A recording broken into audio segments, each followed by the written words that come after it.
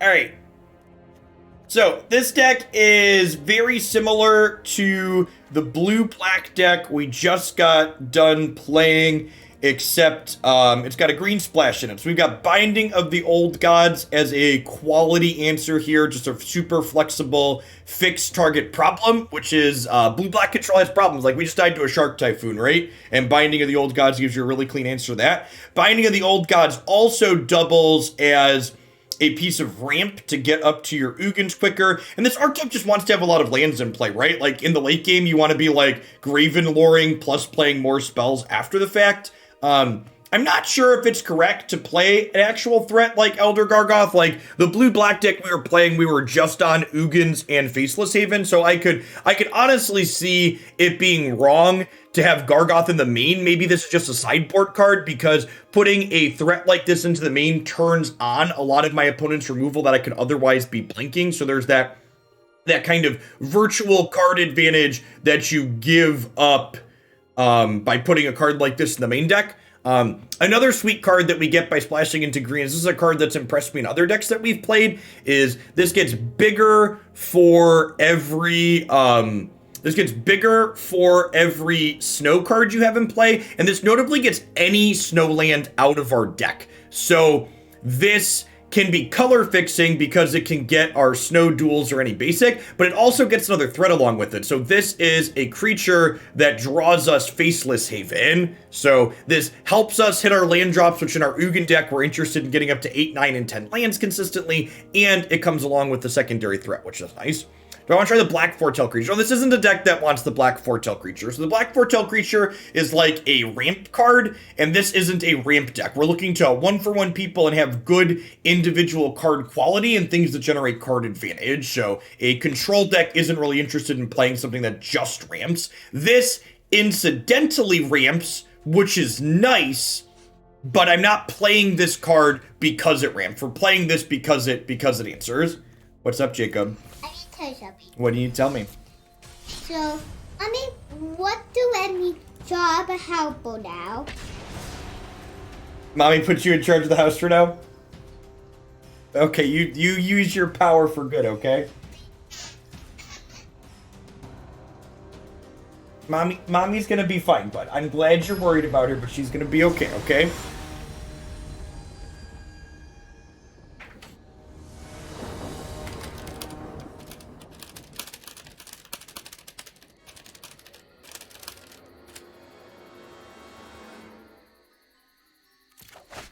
He's going to sell the house for ice cream. Here's hoping.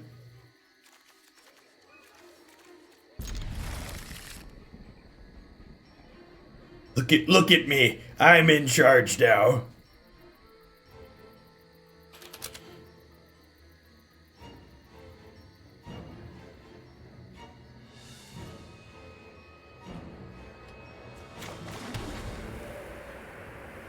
So this isn't for people that are recommending cards. There's a card rec command in chat, and I'd heavily encourage you to list out the questions I'm asking for you for in the card rec command. We were making a suggestion. Something like Vorinclex, for example, I can't envision any problem that my deck has that something like Vorinclex solves.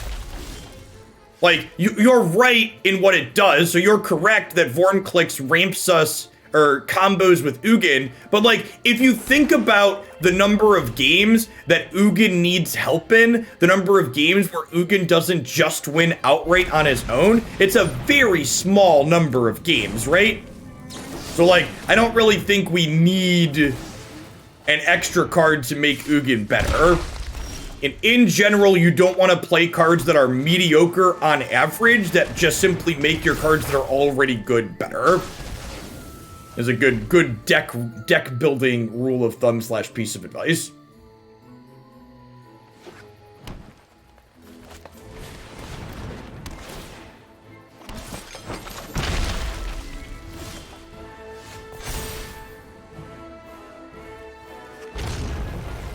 What are the emotes we have in Magic that are related to MTG Finance?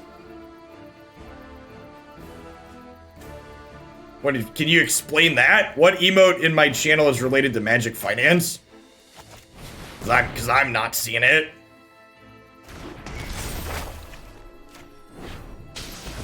That's not related to MTG Finance, chat.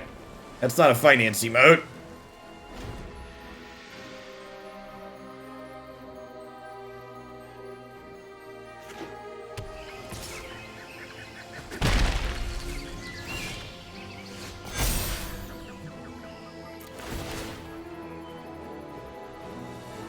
So I think we get these and leave the Triomes in our deck for now.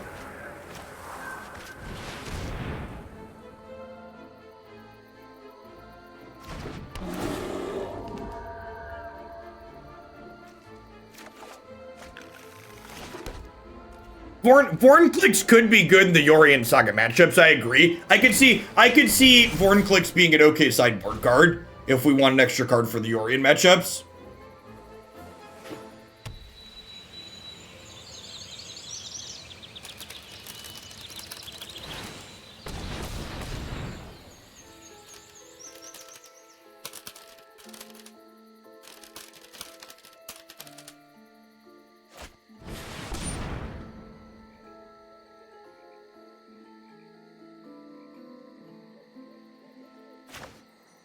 I think we just stroke this, because if I kill it, it comes back.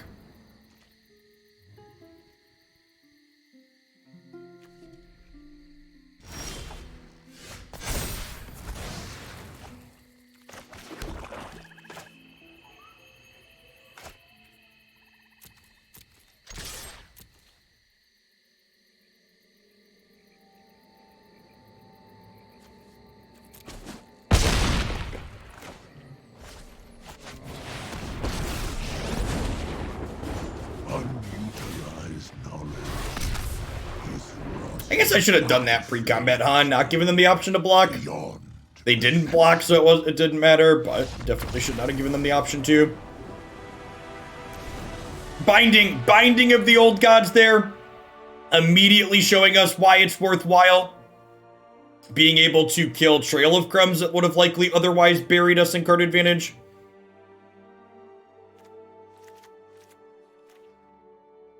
It's a Disdainful Stroke matchup. This is probably one of those. I feel like there's a lot of, and this is why I have two of these in the main deck. I feel like there's a ton of matchups in this format where it's like, well, we don't want to board in Disdainful Strokes 3 and 4, but like Disdainful Strokes 1 and 2 are really good. Nightmare's probably not very good. I don't think they're an Innkeeper deck. They're mono green food. Morning Blevins. In fact, they're not an Innkeeper deck. Bloodchief's Thirst is probably pretty whatever. It's probably worse than Heartless Act and Soul Shatter and Binding. It's my favorite stroke card. I can't really pick. There's different strokes for different folks. It could be right to bring in Cling for the Troll King. I could see that. I could also just count on stroking him though too, or like trading 2 for 1. Is it killing Goose? Why is killing Goose important? Can you explain it to me?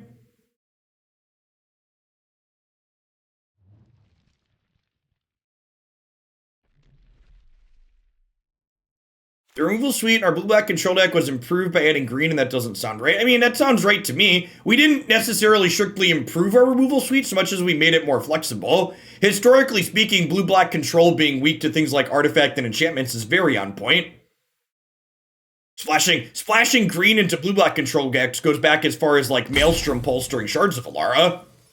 That's a pretty typical thing you can expect.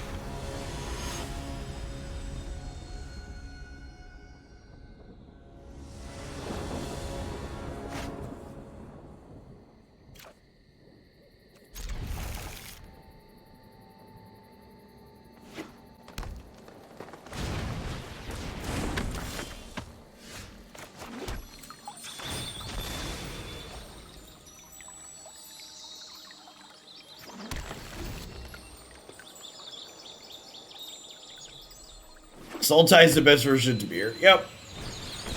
What decks am I considering? Well, the one I'm currently playing.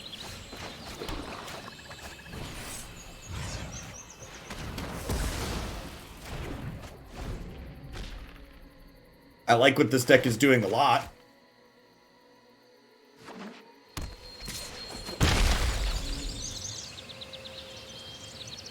And Gato, Mr. Crocodile, thanks for the follow. Welcome to the channel. I'm gonna go ahead and Soul Shatter here proactively to keep them off of Henge next turn, ideally.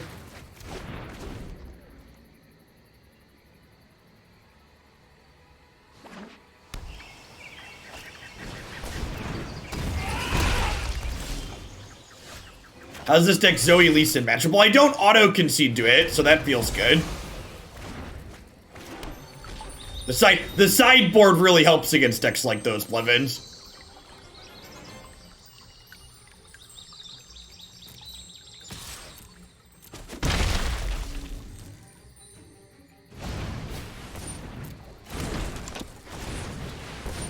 Yeah, the one big piece of feedback from the subscriber survey so far is that subscribers overwhelmingly prefer me playing decks that I've built as opposed to playing random viewer submissions, so.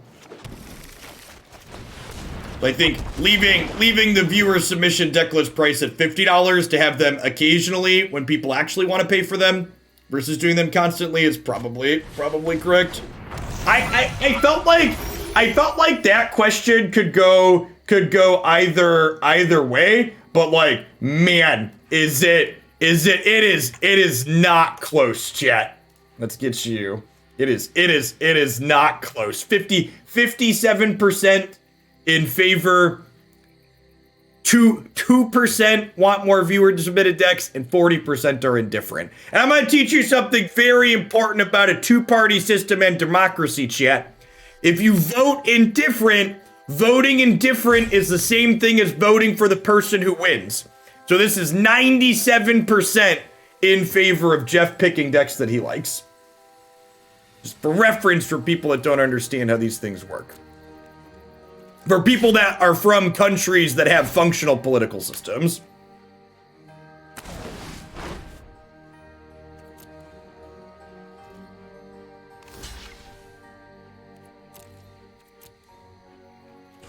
Not voting is voting for the winner, is exactly correct. Elder Gargaroth here's a great draw. Tapped land also good.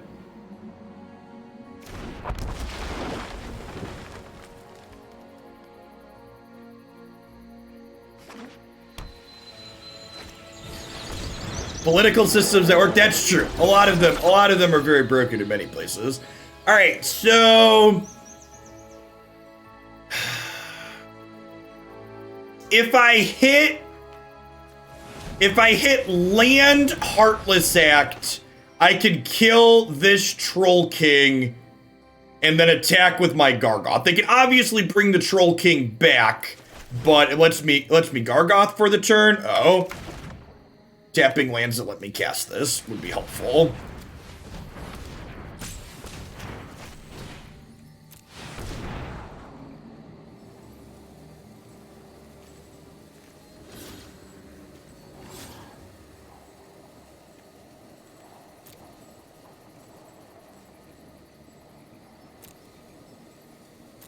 Well, they have 2 cards in their hand. I think I'm actually just keeping these. I don't think I can afford to bottom an answer to... I don't think I can afford to bottom an answer to, what's it called here? Henge. And this cleans the Troll King up when he comes back here in a second. Maybe I'm supposed to, you know what? I think I'm supposed to keep one, I think I'm supposed to keep the Swamp here too, actually.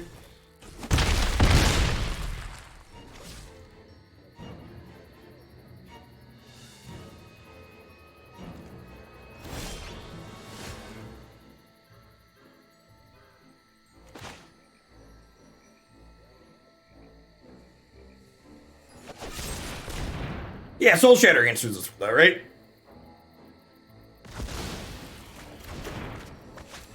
And then this draws me my 8th land.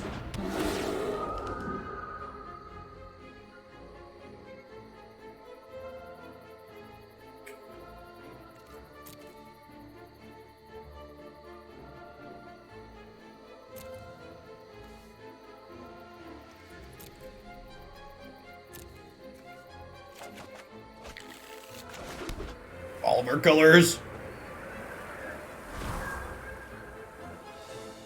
They could have been worried about just another generic sweeper. Like, they didn't really have a reason to play both their things out. I could be playing, like, I'm playing a bunch of Snowlands, so they could be worried about the 6 mana destroy all creatures. They could also be worried about something like Extinction Event cleaning out half their board. Something like that.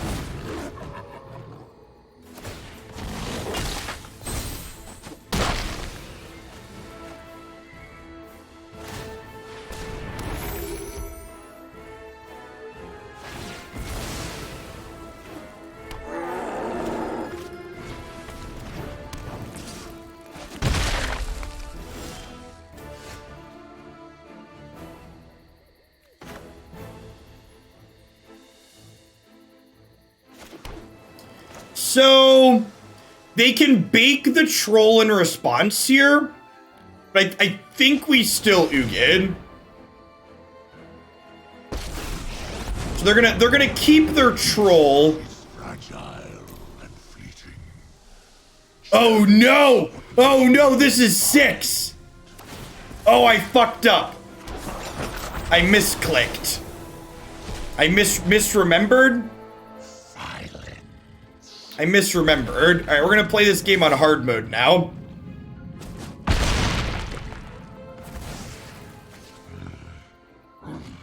I leave you to your doom.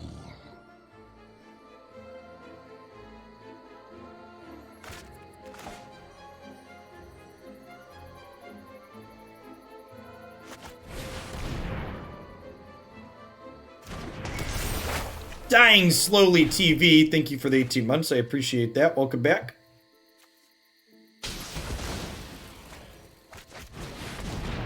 Why I thought this card costs 5. Probably because it gets cast off of Castle Garenberg so much.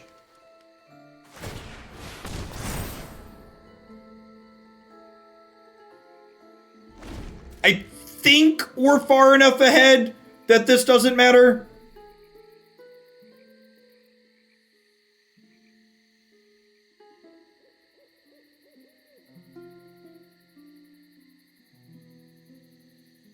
Yes, this is the game board music. Hey, thanks for the 21 months, Rock Banana. I really appreciate the prime. Welcome back. You mad? Thanks for the follow.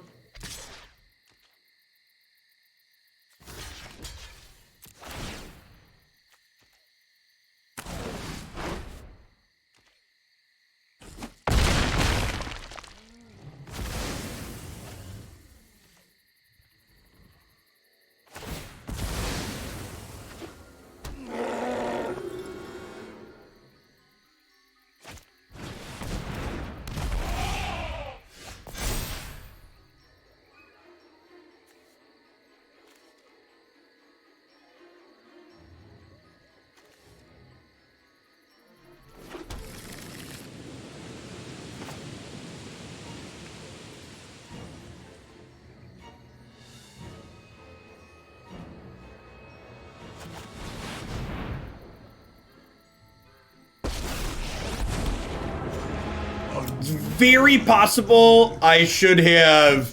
It's very possible I should have gained 3 with that last Gargoth trigger.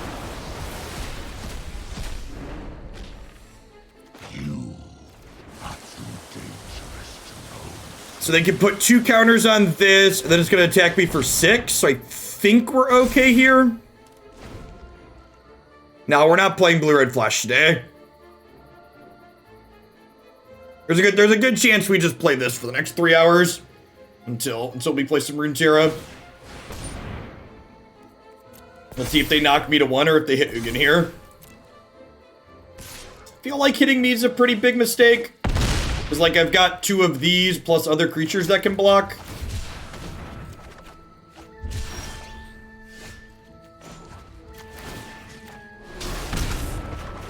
Do not ignore my draconic talents.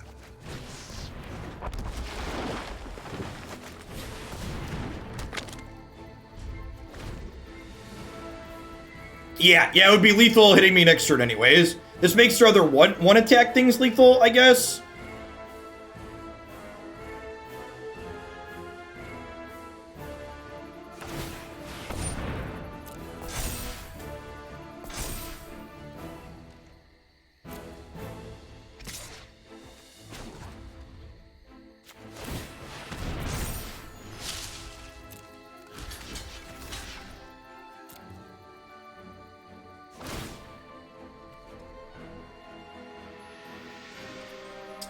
think I'm supposed to make a 3/3 here, actually.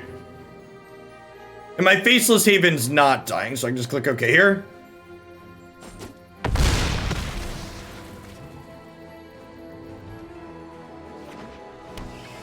And then I basically need to just not leave myself dead to Vorn clicks. This is GG, right?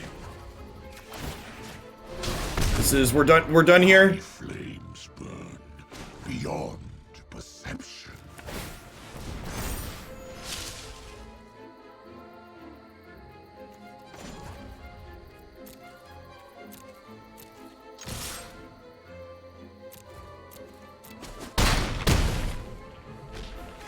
Remember that time I misclicked against their Troll King because I'm an idiot and we still won? Average farm remembers.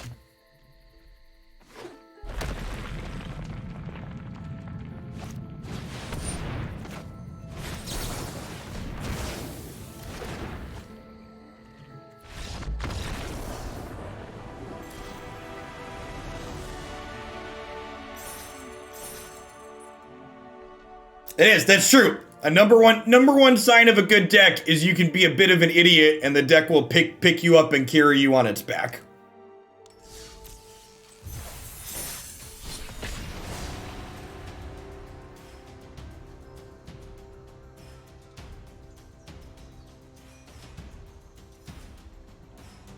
Faceless Haven can put me on their back, Andy D. That's true. Listen, Faceless Haven is a changeling chat. Faceless Haven is into whatever you're into. Any kink it can supply.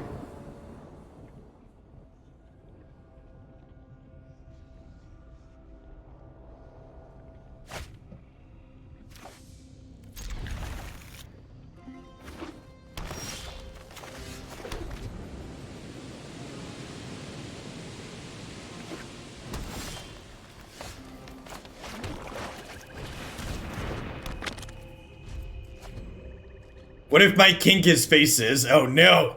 Oh no, not Faceless Haven's one weakness. This card's absurd, by the way. It dies and comes back as a piece of ramp.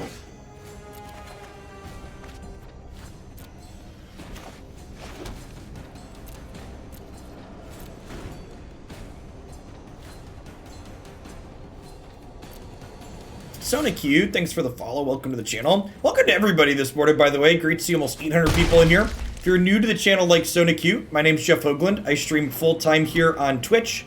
I do card games, Magic the Gathering, and Runeterra, right? It's League of Legends-based card game almost every single day here during the week. Also do some single-player, story-driven stuff.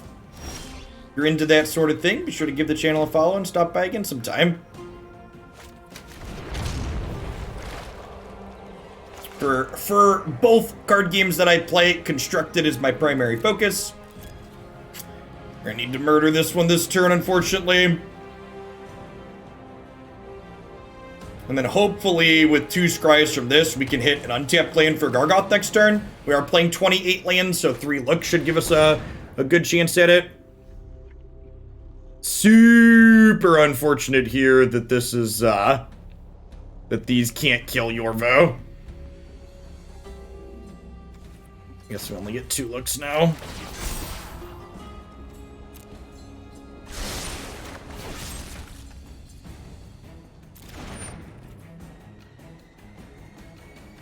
It only pulls 3 counters off of something, right? Yeah. I've played Hollow Knight before on stream. It's not the type of game I really enjoy. You can find the archive of it on my YouTube channel. Pretty much all the variety stuff I do outside of card games is single-player story-driven stuff, and that game doesn't really qualify. It's not a narrative-based game. Robert Tross, thanks for the 34 months. Welcome back.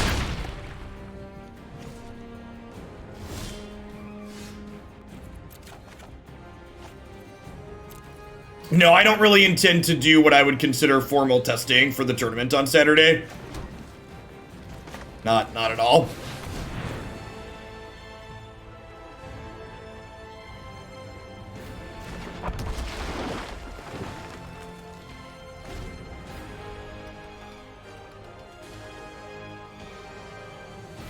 as the mono green removal spell. I miss when mono green didn't get to play Doomblade, chat. It was a simpler time. I miss mono green not getting to play Doomblade.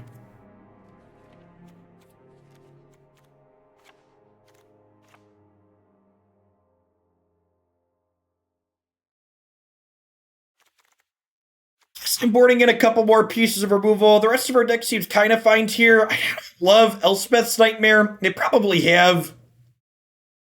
Is this worth playing? I'd probably rather have Wilt, right? Because they're almost assuredly a Henge deck.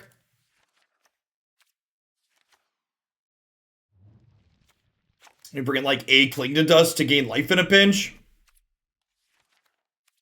Maybe like we leave a Stroke in. We'll do that. We'll leave a Stroke in. We'll be on the play for this game too. Magic tends to be pretty play draw skewed.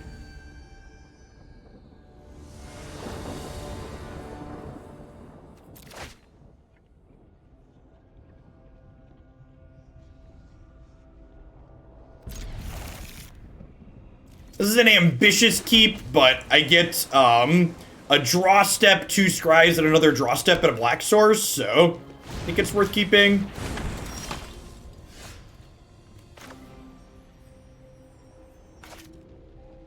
And then I don't think I need to Heartless Act on 2, so I think I'm just gonna go ahead and do this now. We'll plan to draw a card with this next turn.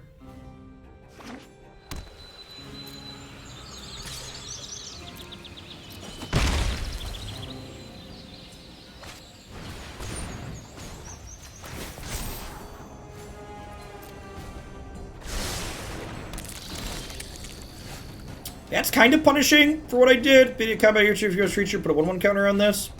Because now I can't Heartless Act that. Holy Sadie, thanks for the 2 months. I appreciate that. Welcome back. Our greed might get us here.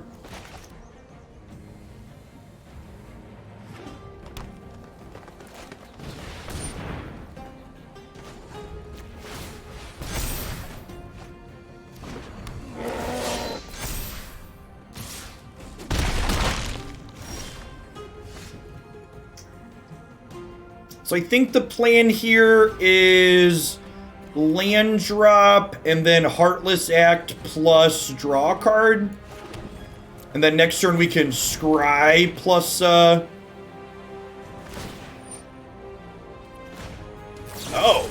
Oh, they moved right to combat, so I can kill this in response, and then this doesn't get a counter. That's really good for us.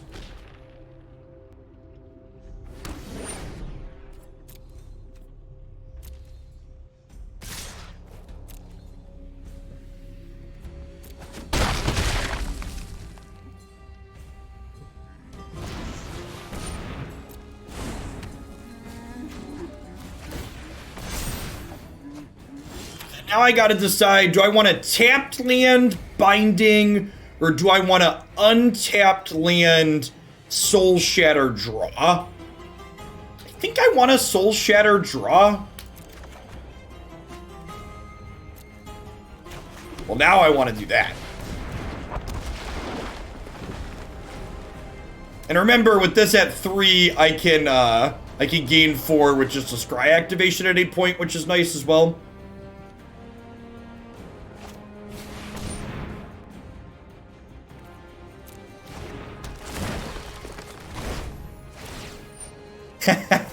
Thanks for the resub, Sadie. Welcome back.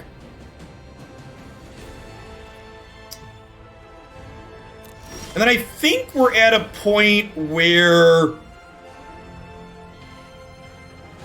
I think making 3/3s is probably the best play here.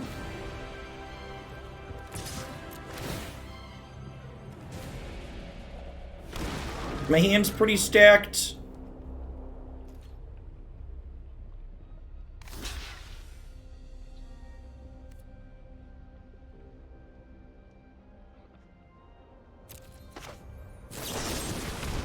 So this gives them a turn with the Great Henge, but I think that's fine.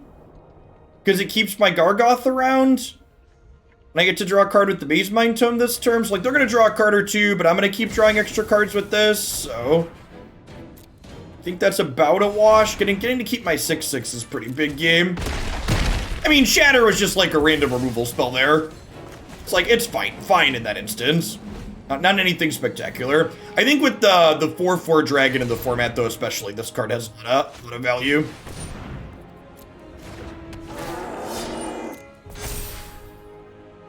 So you get to draw 2 here, it looks like. The art is very good. You're not wrong.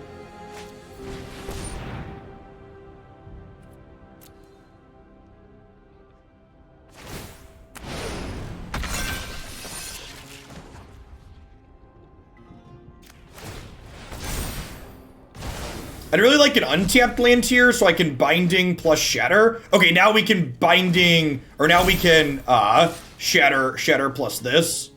It's a 7/7 attacking. I think we just say okay and take the hit.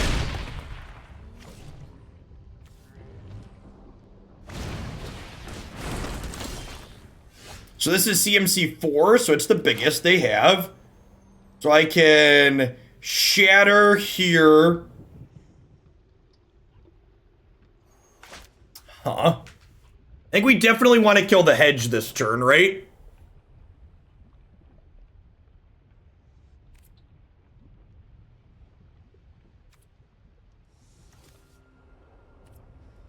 Start by attacking and see what they do. I think there's a good chance they're going to double block here, so I'm going to attack with this. If they don't, if they want to eat this with their 5/5, that means they're taking a hit from here, and that's fine. Gem Razor is also for... Troll is 3. Yeah, Troll's a 3-drop.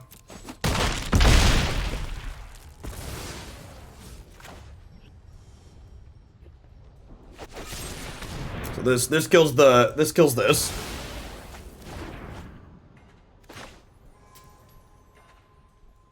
I have plenty of blue mana. I got 3 blue sources. I'll grab an extra black here, and then...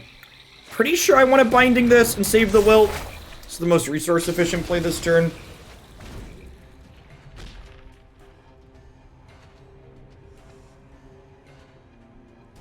Pop! Thank you for the 2/3 of a year, by the way. Almost missed that one. And Os, thanks for the follow.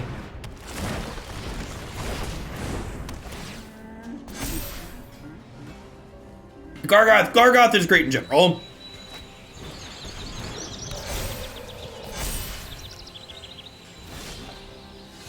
That was not the untapped land I wanted for Christmas.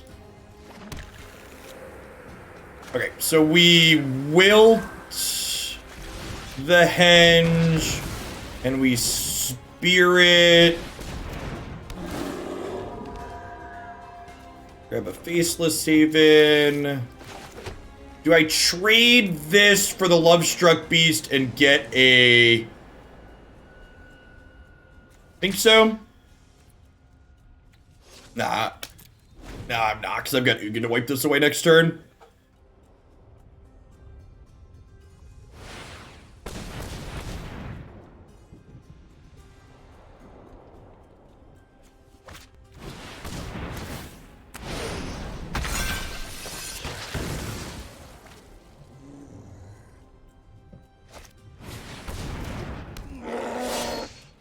I love me a concession Ugin, chat.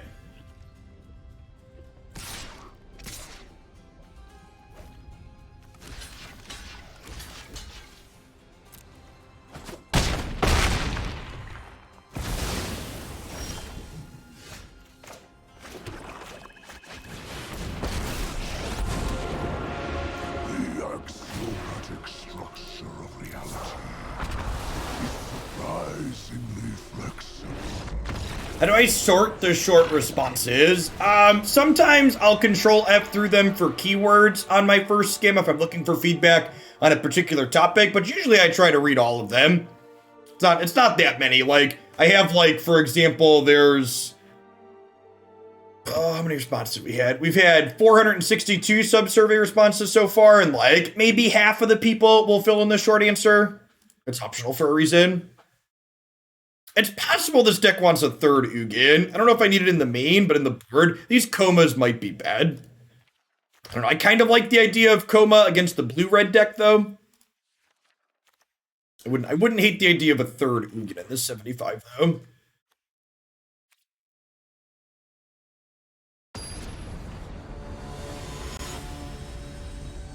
They can't be countered. Text in the blue-red matchup is strong, and it closes quickly, and its stat line is big enough to not die to their red removal generally.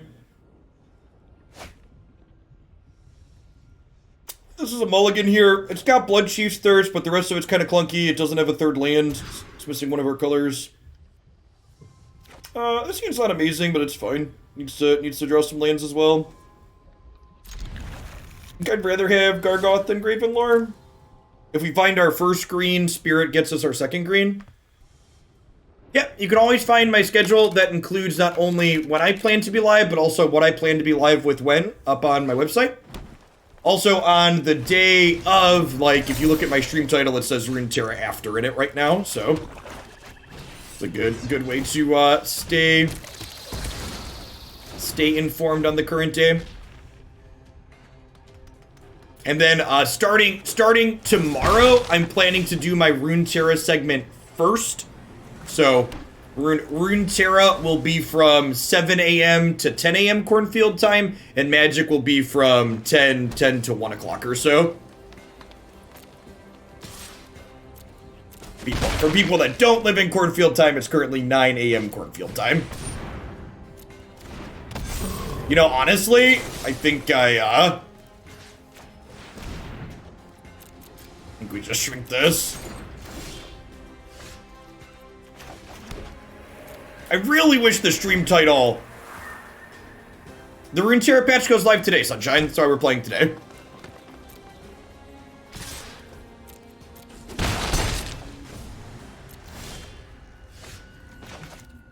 Oh, 28 lands later.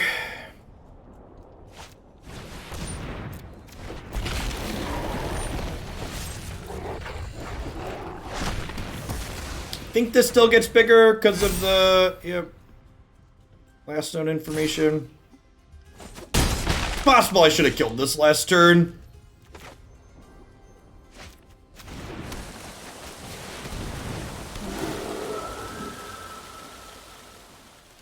I think I messed up not killing this last turn. I couldn't know I was drawing a third Heartless Act though.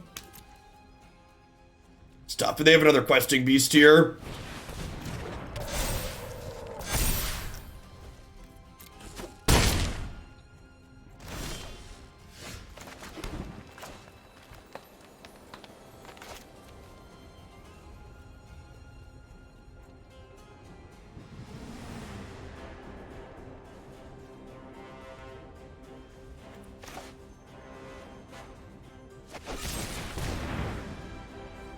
I think I'm just supposed to do this to keep them off Henge. I'll pass back here. I don't want to play Gargaroth out while they have a big thing if I can avoid it, because I'd like them to not be able to fight my Gargaroth. I'm between this deck or Blue-Red Flash at the moment. My top two contenders. Leaning towards this because I really like Graven Lore though.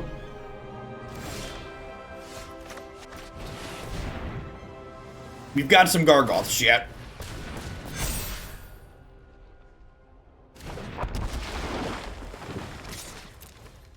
Hey, Hams. Thanks for the follow. Welcome to the channel.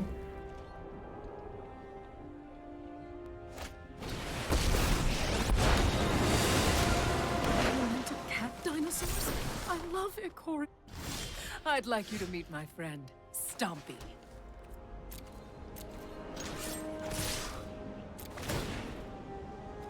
I think I'm drawing a card currently. Perfect.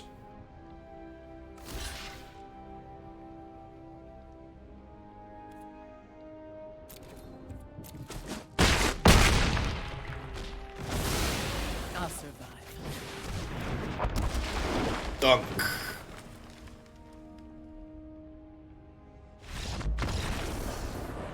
Yeah, Gargaroth doesn't mess around. Climbing on up the ladder.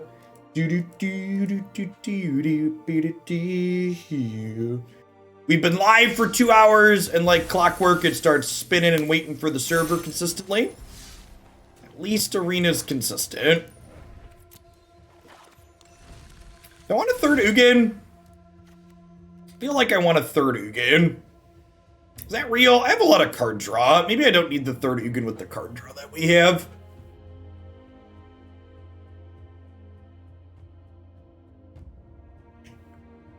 Do I need 3 Pestilent Haze? I can see cutting one of those for the third Ugin. I'd probably... This is like basically just for mono white. And I've got Bloodchiefs and Heartless Acts for that matchup too.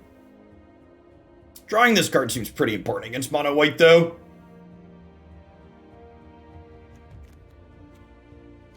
Gargaroth is very good.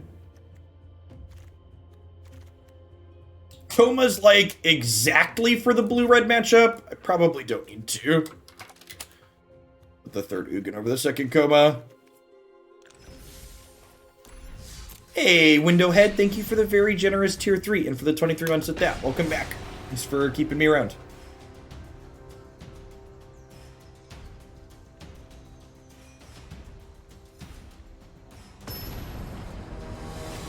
I also don't really want to play Yori in mirror matches. Like, Yori in mirror matches don't feel like a good time.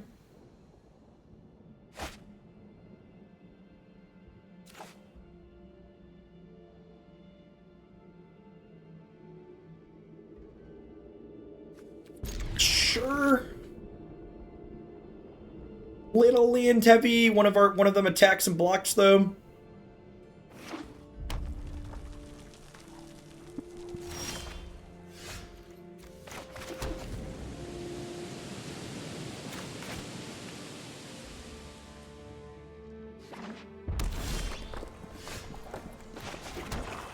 Nice draw.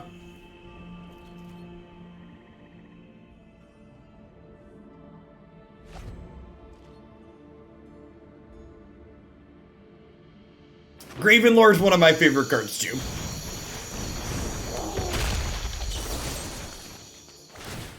I like it a lot. Hey, look at that. We found a 3-mana play. One of the nice things about this deck is we get to play 28 lands, because Faceless Haven and Zagoth Triome both do stuff.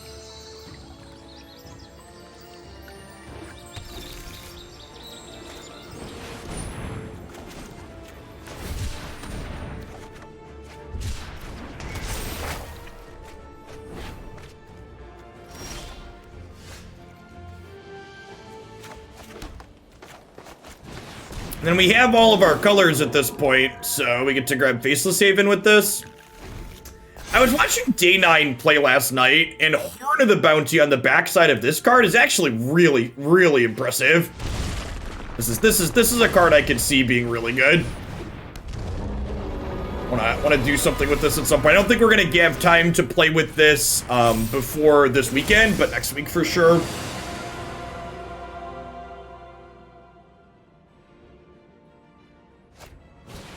The Horn has looked real good in games that I've played.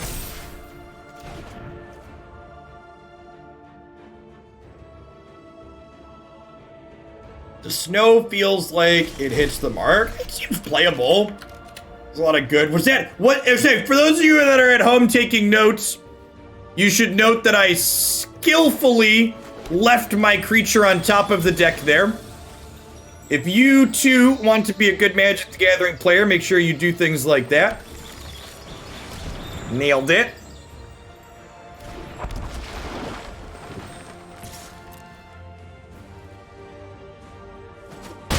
Crunch. I guess if they have a removal spell for this attack is kind of loose. They're going to hit me for a bunch.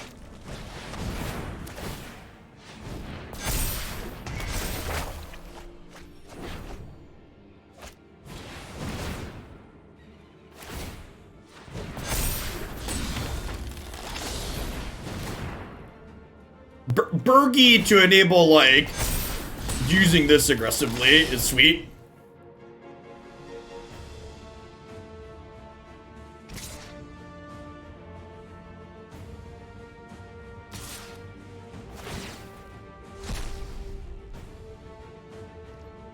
Really weird that they only attacked with one of these. I guess they want to lead them back to double block against this. I definitely want to draw cards. If we hit removal, they can't double block profitably.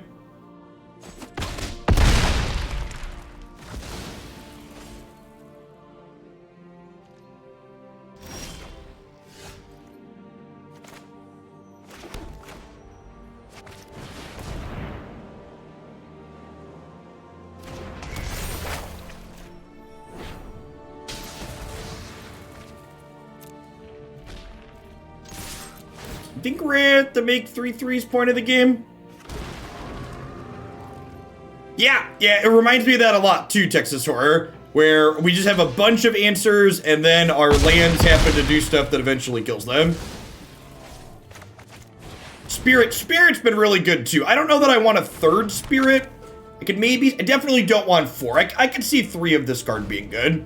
This has done basically exactly what I wanted to do though. It color fixes, it helps us in our land drops, it finds us Faceless Havens.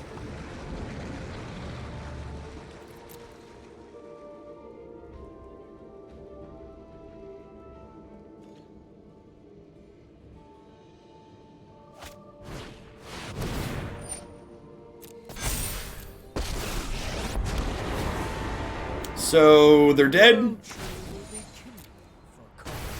They're dead to a removal spell. You have one? Won't miss it.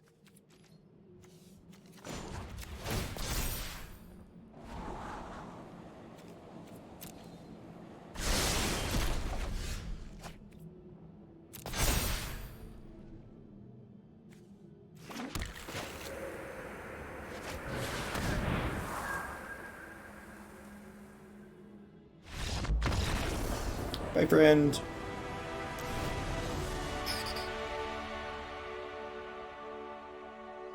So...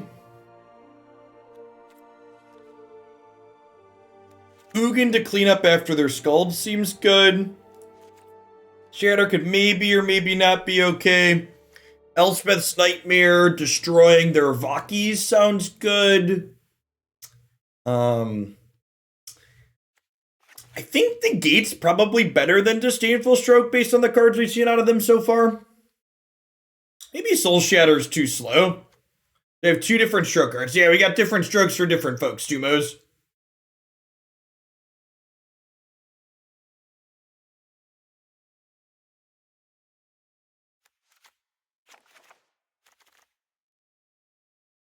I would apologize to everybody that's already heard that joke out of me today, but I'm not sorry. You can get over it.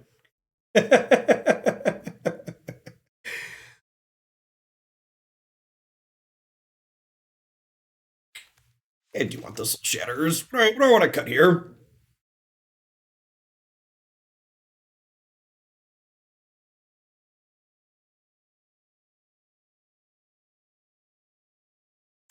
I think we're at trim around the edges.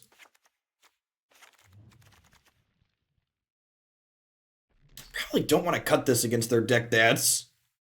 Maybe we just plan to let their things resolve and we just outcard them. I think that's the plan. I think we just plan to let their Scalds resolve and we just catch up with Ugin and Graven Lore and friends.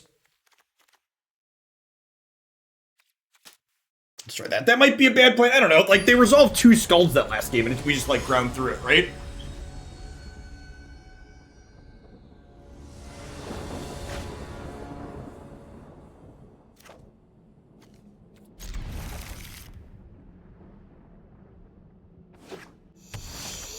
Stand up and stretch the legs out here. It's a great draw.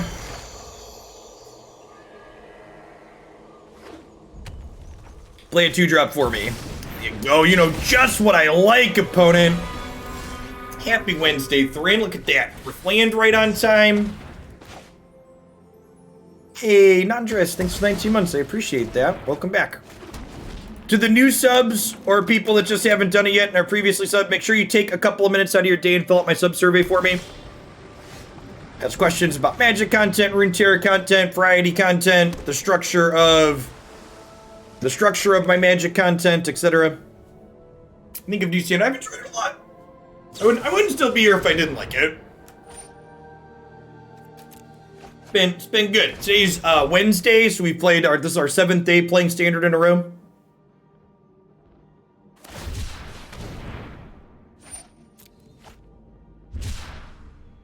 Rats, I was hoping they'd play something for me to Binding this turn. Never lucky.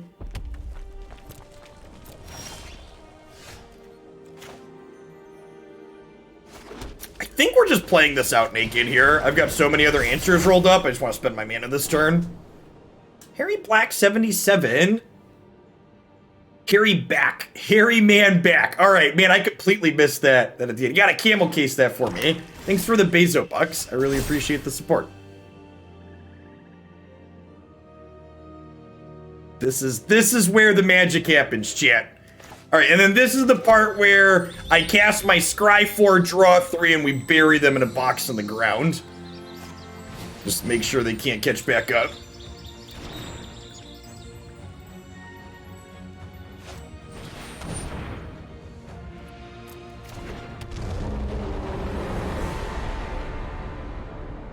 All right, I'm gonna teach chat a little something about the news cycle. Do you wanna know why Jeff Bezos is stepping down? Wanna know one of the primary reasons? Is because a story about Jeff Bezos stepping down helps distract from the fact that Amazon is fighting virulently against their workers being able to unionize. It allows them to take control of the narrative and push it in a direction they'd prefer it to go in. I think I want all of these, right? So this is 5, 6, 7, 8th land, and then I have 2 Ugins rolled up. So yeah, just Scry 4, top all of them. I mean, I don't think I don't want Ugin number 2, right?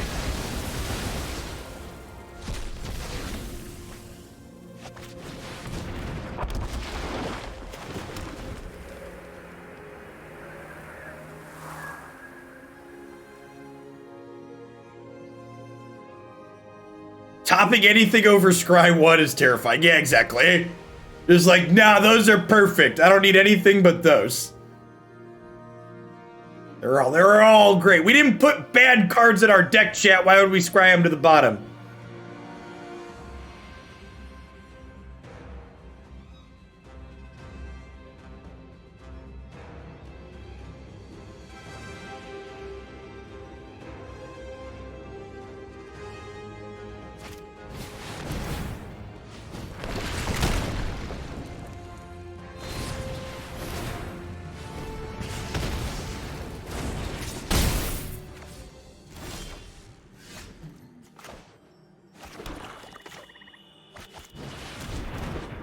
Alright, play my 6/4 that draws me another threat. Shatter your soul.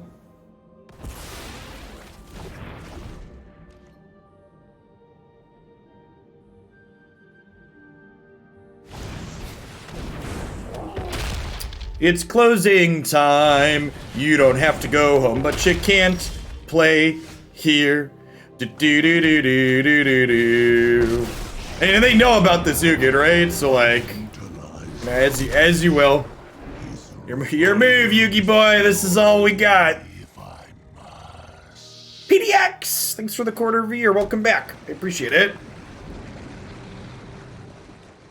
How many Eldraine cards are in our deck, by the way? People keep complaining about Eldraine. Are there any Eldraine cards in my deck? What are we playing that's an Eldraine card? Someone help me out.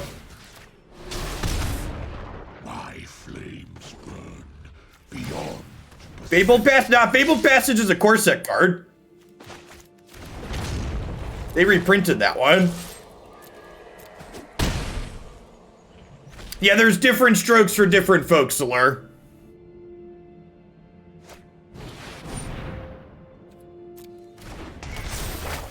Oh no, not a draw 4. I forgot to play my Mazemind Tome.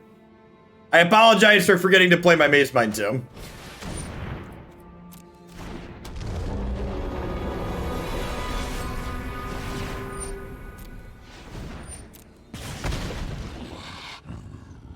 Restrain yourself.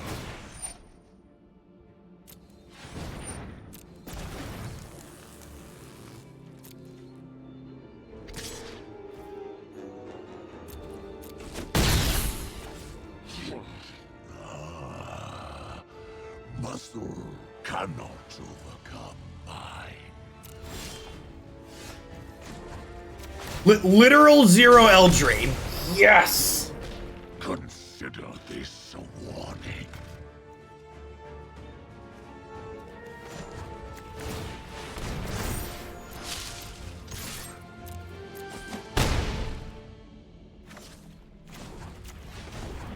Yeah, there's a good chance Faceless Haven is still legal by the time we can play Paper Magic again reasonably. So ordering 4 of this would probably be a good idea. It just goes into a bunch of different things. Gosh, look at this incredible card advantage our opponents put together. I don't know how we're ever gonna beat this.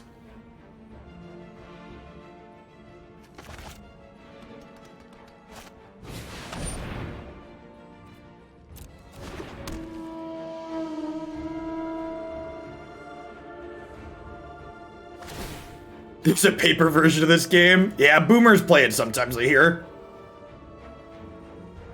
Jeff likes playing with this food. I can't kill them any faster, chat. It's not my fault there's so much garbage time. It's just part of the game, okay? Just enjoy it. It does sound like the Night's Watch horn from Game of Thrones, doesn't it? That was my thought, too.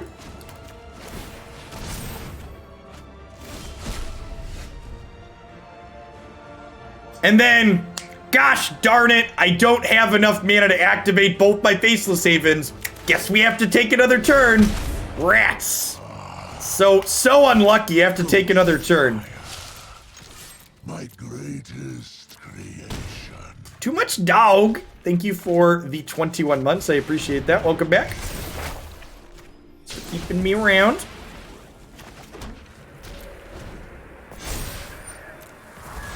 Yeah, that's not my fault. My opponent doesn't know the game has ended. Oh no! Not another draw for. Oh no! And like, it's not like their deck didn't work in these games, right? Like, this was multiple games in a row where they had multiple draw fours.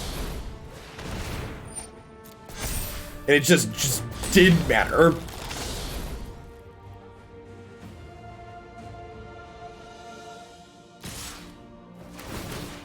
For Ugin getting attacked.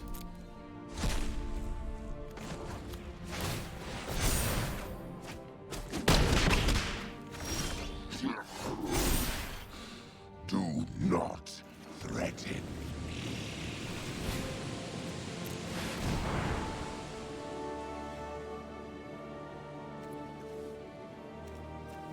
The scry's pretty tough, chat. I gotta tank on the scry for a little bit. Do we want the spirit of the Aldergard? I don't know. I don't know if I want the spirit or not. Can someone in chat help me out? I know it's an unfair advantage to have chat help me out, but can someone let me know? Should I keep this? It does seem good, right?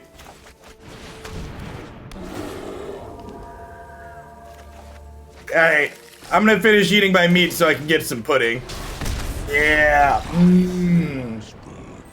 Beyond perception. Spirit's gonna shuffle all those lands back into your deck.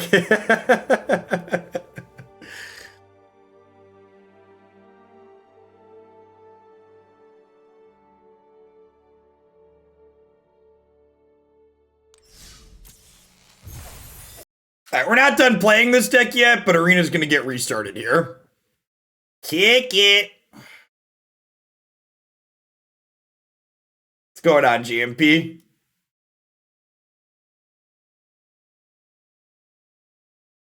Hopefully this deck is good. I plan to, if I can find a standard deck I really like in this format, I plan to play some tournaments consistently. MTG Melee's got a ton of good stuff going on it. I'm playing in JD's tournament this weekend. Fade to Karma is having another event next weekend. With those, if we have a deck that I like for those that we can keep playing, maybe we'll just do a standard tournament every weekend for funsies. There's plenty of things to pick from, it seems like. Ivan 49ers, thanks for the follow. Welcome to the channel.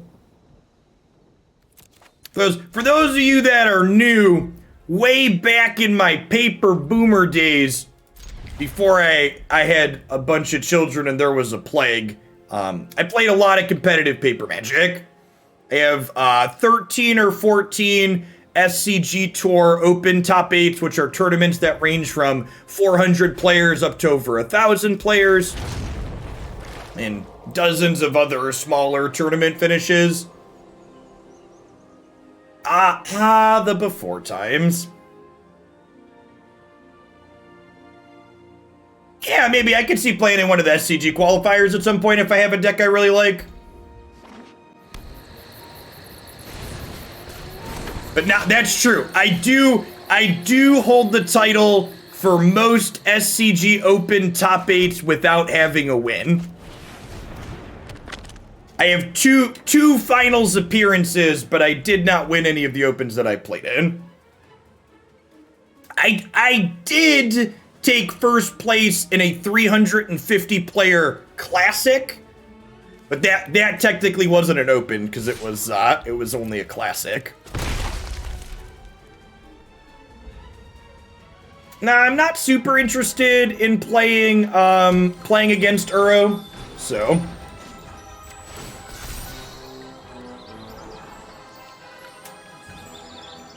So, I think I'm actually gonna keep the bear here, because I get 2 more scries before I draw next turn. And if I find a land next turn, the spirit guarantees me another land after. Which again, is one of the reasons why I love this card. It gets us an extra threat when we need Faceless Havens, but it's color fixing. It's also a threat that grows up pretty big on its own and demands an answer from the opponent. BGG and Taco Farm, thanks for the follows.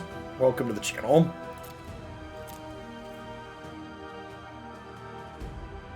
I answered your question, Raboro.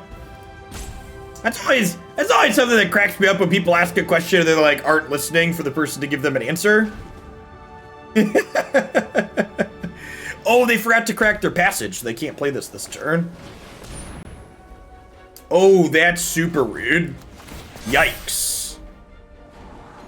Okay, it's not an untapped land, but it'll do in a pinch. I wonder if this will tell us what's in their hand, right? So they're gonna kill our Mazemind Tome? Okay, so they don't have anything they care about losing to this. That's a touch unfortunate. It's fine. We're hitting our land drop at least, even if it's a turn slow. Feels like we're in a good spot, because this should mean they don't have henge. I guess I could have 2 henges? Yeah, just straight brick, sure.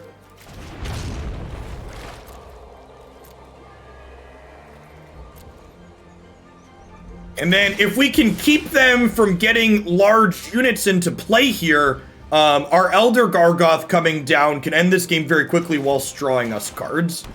Sounds good. They don't have a Giant Slayer in sight, which is good for us. This is the matchup where we want the 3rd Ugin for, by the way, for people that were asking about that card. So they can go Innkeeper into Lovestruck Beast here and immediately draw a card. We could also see them go Innkeeper into a Shepherd, hold up Shepherd to protect their Innkeeper.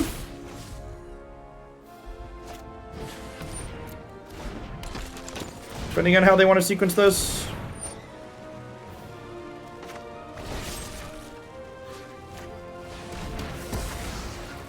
Now, the playing with fire thing here a little bit is, oh, we hit the land guaranteed. Okay, so I think the fact that I hit the land here means that we just Soul Shatter this turn to keep them off of being able to draw a henge and play it here. So if I didn't hit this land, I think I would risk the henge to guarantee the Gargoth next turn, but because I have the Gargoth guaranteed, I think I'm good to play around henge.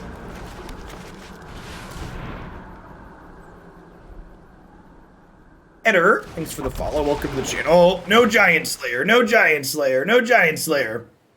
Damn it, they drew the Giant Slayer. Oh, just Bone Crusher Giant. Deal Areno. Deal Areno. Okay, so removal spells are best draw, so we can attack in with Gargoth with impunity.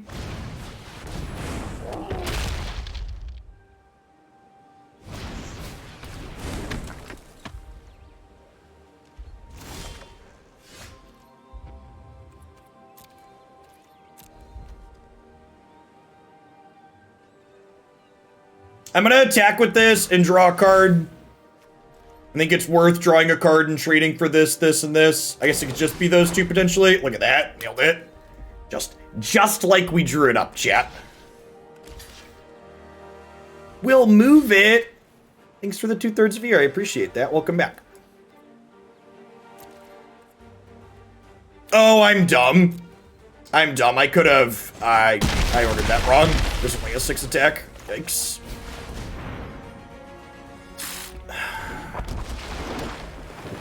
That's fine. Hopefully our deck will be good enough to drag us kicking and screaming across the finish line again. This gives them a much better block this turn. Because it means they get to trade Lovestruck Beast for this, which is a touch unfortunate.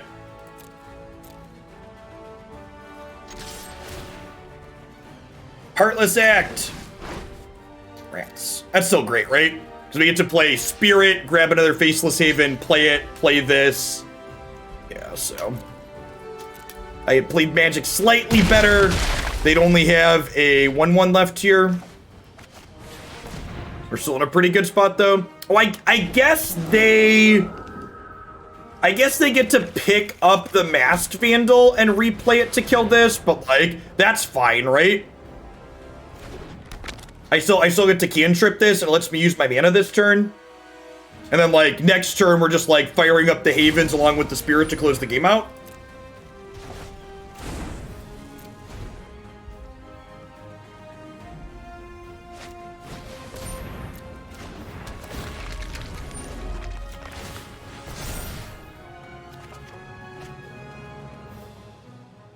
So, like, they killed my card, but it cantripped.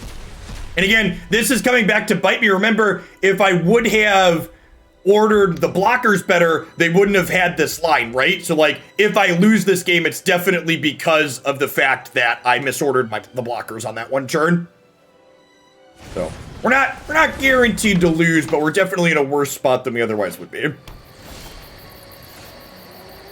Okay, so binding here to kill the 3/1 so they don't have good blocks.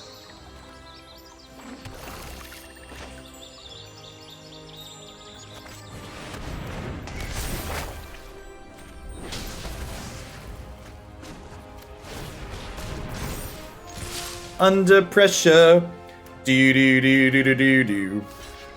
Do do do do do do do do.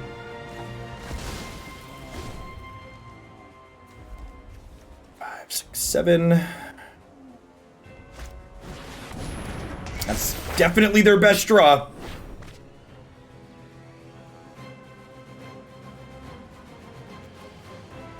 Is this a land? This is an untapped land. They get to play 2 things this turn. It is an untapped land. Yeah, that's brutal. Man, we're gonna lose this game because I fucked up. Can I get an Ugin to bail me out? Or a draw 3? Ugin or draw 3 would both be good.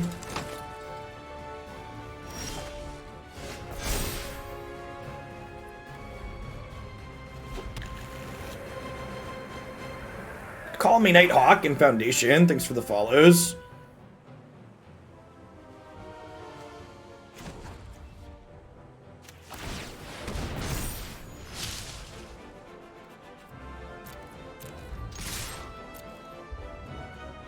I have not played Arena on Android. I have no desire to play Magic as a mobile game. I'm glad other people will be able to enjoy Magic as a mobile game. That doesn't sound fun to me personally, though.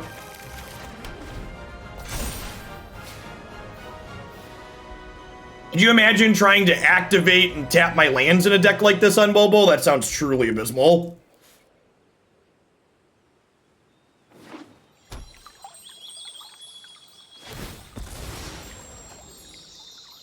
I mean, do they have many color requirements? Their color requirements are what? Red, red, green, green, and single white?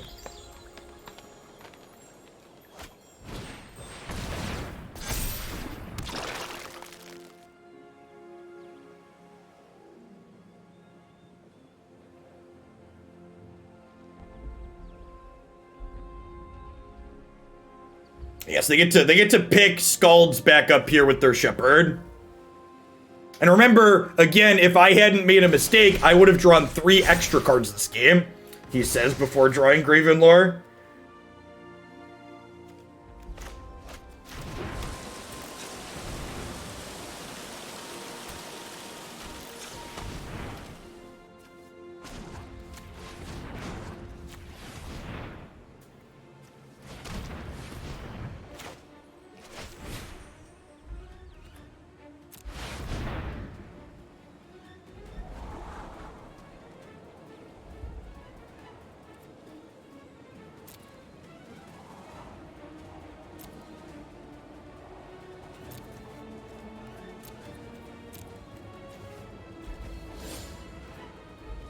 So the Heartless Act doesn't kill Scoos. I think we take Stroke Ugin, right?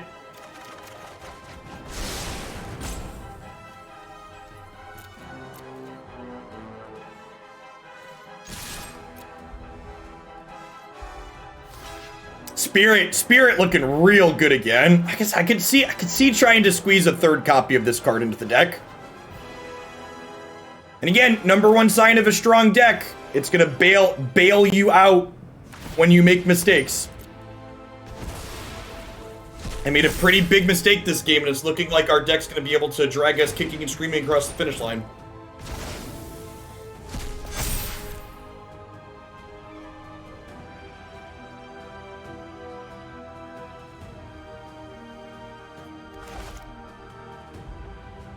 I think this is another one of those matchups where you don't board in Disdainful Stroke 3 and 4. The full boat of Disdainful Strokes is mostly for the Yorion matchup, but we definitely want to keep the two main deck strokes in our deck here.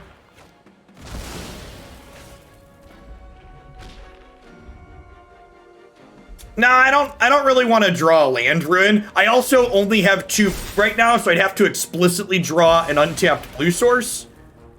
So I don't think that's worth the risk. I think if they were to pick this back up, I want to be able to stroke it on the way down. If I stop any card advantage spell here from happening, they can't win this game. They might not even be able to win it, honestly, even if they have it, because of Ugin.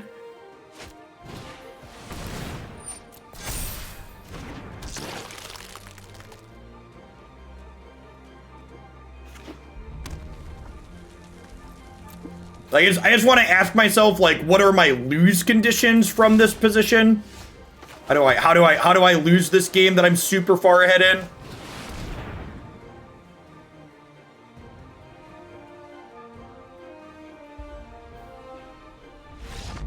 Bye, friend.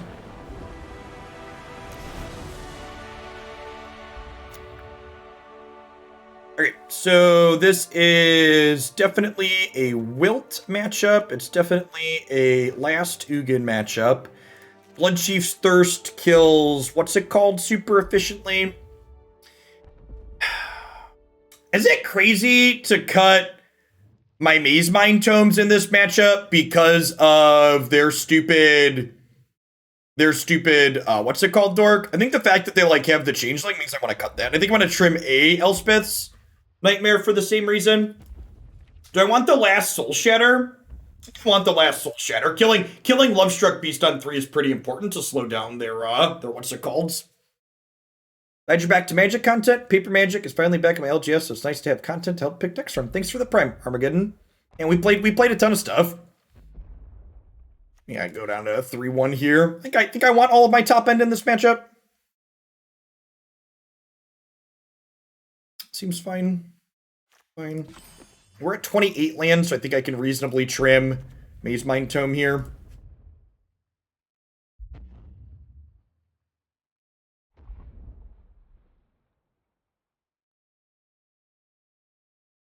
They have a lot of randoms X1s as Pestilence do work for us here. So the only X1 we really care about is Innkeeper, so I don't think so. I think I'd rather just spot remove Innkeeper. I hope if your LGS is having in-person events, you're fortunate enough to live in a place like New Zealand or elsewhere that has COVID under control. Remember, there's still a pandemic going on in most of the world. Be responsible out there, folks.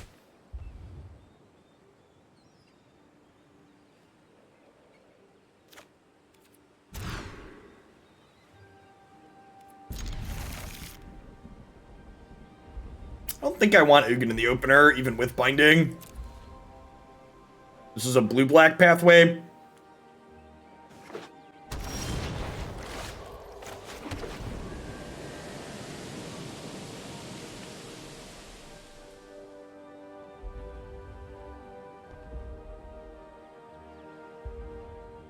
You're in the Chicagoland area, full-on pandemic. Are you going to your local game store to play in the Chicagoland area, Armageddon, currently?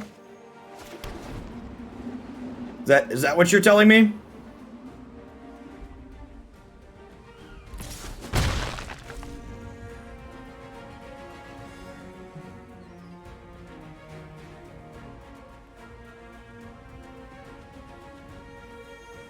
That's what that message history sounds like, right?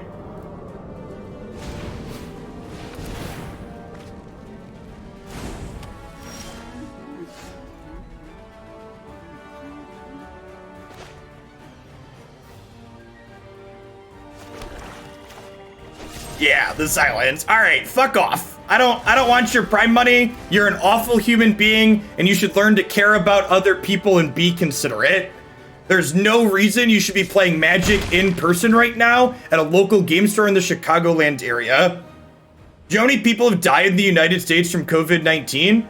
400,000. There's a good chance that we're undercounting that number when we look at metrics based on excess death estimates from previous years. I get it that places are open, but places being open doesn't mean that it's responsible for you to go inside and patronize them. You want to support your local businesses and make sure they don't go out? Order takeout, order products, and pick them up curbside. People selfishly going into places like that while there is a pandemic raging on outside. This isn't just a decision that impacts you. It impacts your community. It impacts your hospitals. It impacts first responders. Take a second and don't be a selfish prick, and maybe consider that you should care about other people. And you should not be going to places like that while there's a pandemic going on outside. I get that it sucks, and I get that this is hard. As someone who has 3 small children doing remote learning, I get that life is difficult right now, and that there's all things that we'd rather not be doing. But guess what? You can do it. I believe in you. All right, so...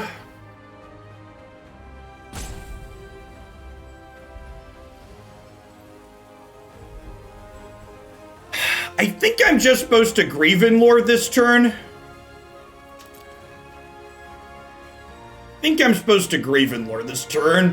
It's tough. I don't know if I can take a hit from this. I feel like I need to take this opportunity to draw cards though.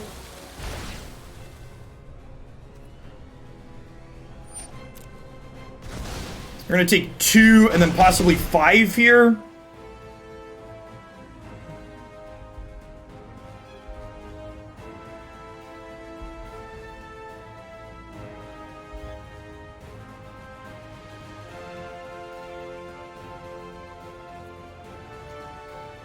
This needs 7 to get turned on, so I'd be kind of surprised if that happens.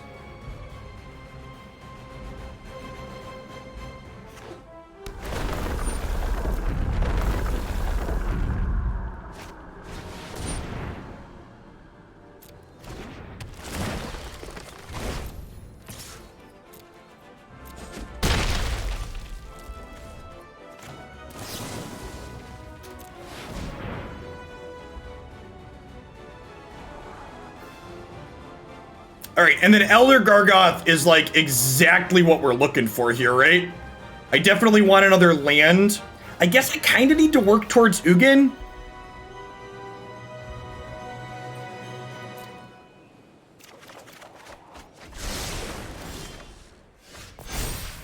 Yeah, and like all of the people that are like going out there when they don't need to, doing luxury optional activities like playing Magic at a local game store, they make life more dangerous for everybody that's an essential worker who needs to go outside of their home just to survive.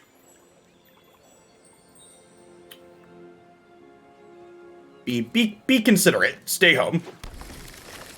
Oh, I have a forest in hand. Maybe I was supposed to grab a different land there. It's fine, we'll get another land next turn, right? We get to kill this, we get to Heartless Act this, and then hopefully Gargaroth can get going before Klothys kills us. We do have enough lands for Ugin here as well, so it's also possible we're just supposed to like Graven Lore to look at the full 8 next turn.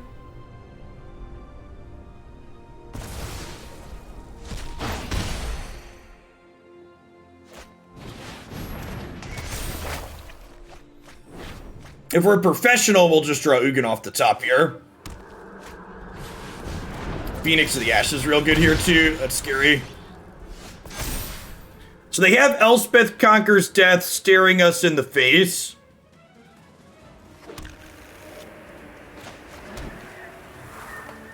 So I can't just play Gargaroth. It's gonna be tight here. We're going to 3 on this. We're gonna be dead to a Bone Crusher Giant.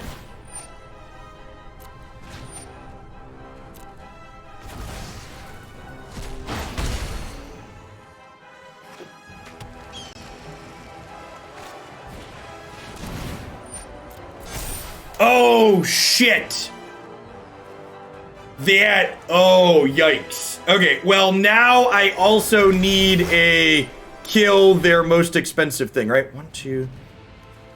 I need to draw a Soul Shatter with this now, because I messed up.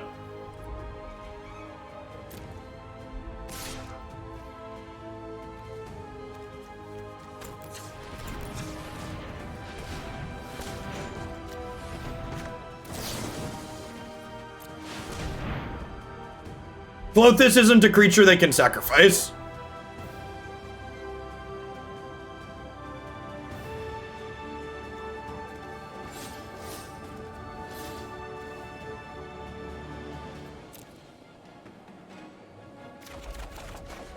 Yeah, I messed this up. I needed to kill this. Oh, if I kill it, they just escape it back.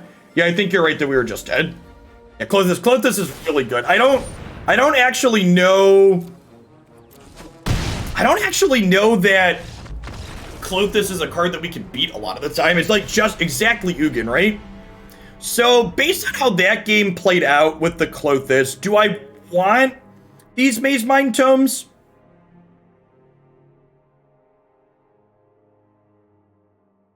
To gain a little bit of life? They saw a lot of cards there. There's a good chance they boarded out their destroy target artifact and enchantment creature for other bigger stuff.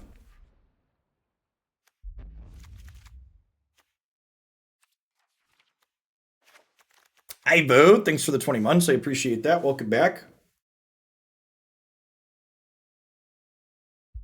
Is it crazy to just not have strokes in this matchup? I have 6 ways to kill Binding, and like I can kill 6 ways to kill Henge. It wouldn't have mattered because they could have escaped the Phoenix Omnom. Let's try this. Still trying to figure out how exactly what our board plan looks like in these matchups. The Runeterra patch goes live in about 2 hours from now.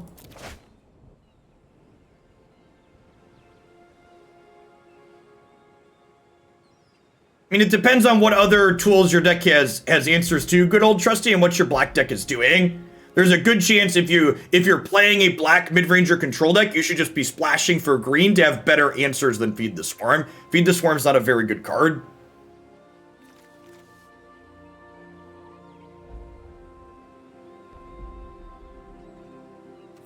I think I'm going to keep this, and I'm going to elect to not play Triome on 1. And if we draw another land next turn, we'll plan to cycle Triome on 3.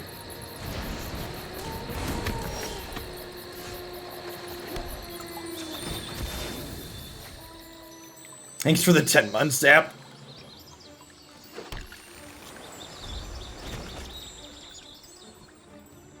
If there's one thing COVID has taught me, it's that most of us were very unfairly critical of zombie survival movies before all of this. Because all of this, nobody would hide the zombie bite. These places wouldn't try to stay open. Why would Jurassic Park reopen? People keep dying there. All of that would happen. All of that's realistic. People are, in fact, selfish and terrible.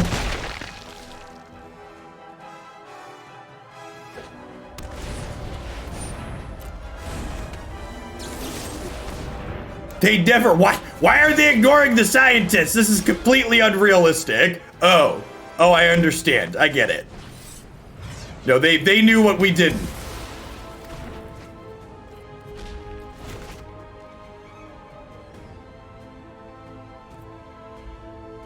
There's a reason why humans are always the biggest enemy in all of those types of shows, right?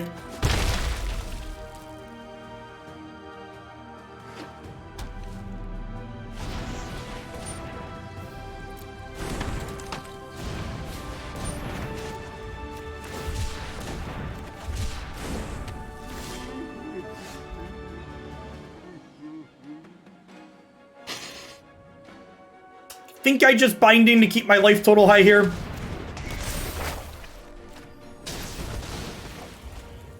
Think we just binding to keep my life total high? So this is gonna grab us probably a Triome next turn. Maybe a green-black Snow Duel. Maybe.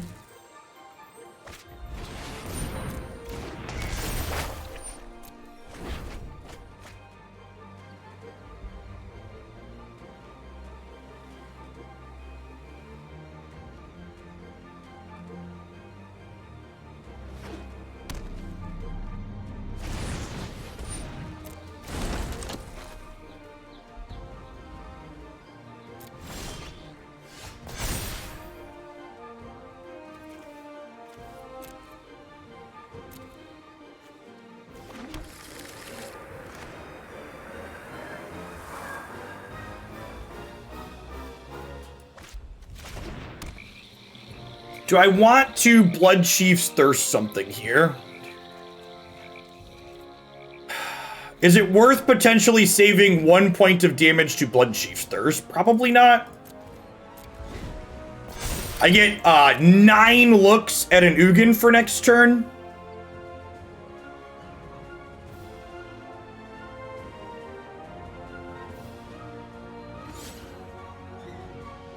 A scry 5 after we fetch an island here.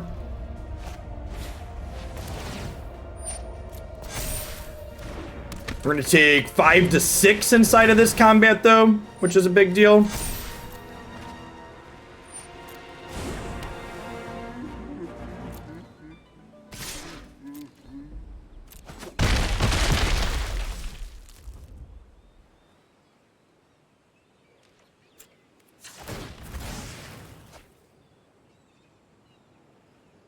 And Script Twitch, thanks for the follow. Welcome to the channel this afternoon. This morning? What time of day is it? 10 a.m.? I don't think this is a Pestilence matchup. I'm pretty confident this is not a Pestilence matchup.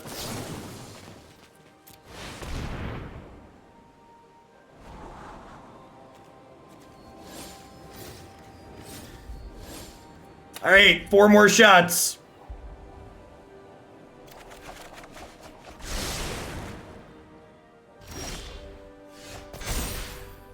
What's our old saying? This is where the magic happens.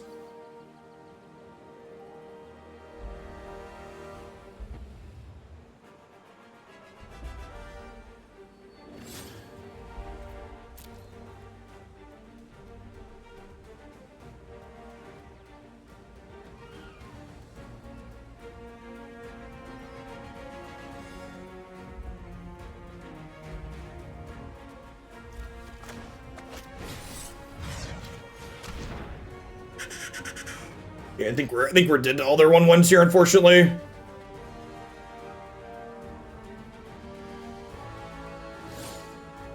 So we drew 4, so we're 44 cards. How unlucky were we? I always like to prefix how unlucky I am with the actual math. 44 cards, 3 Ugin, sample size 9. We were 50. We were exactly a coin flip to find an Ugin there. It's actually not that unlucky. We're just gonna be dead to the triggers from this next turn's the problem.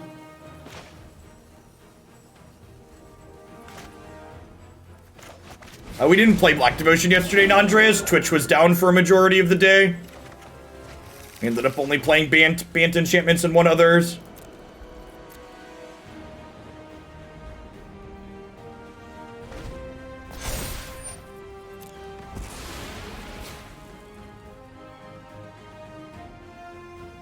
It's better to kill Lovestruck Beast if we're playing a blocker. It doesn't really matter.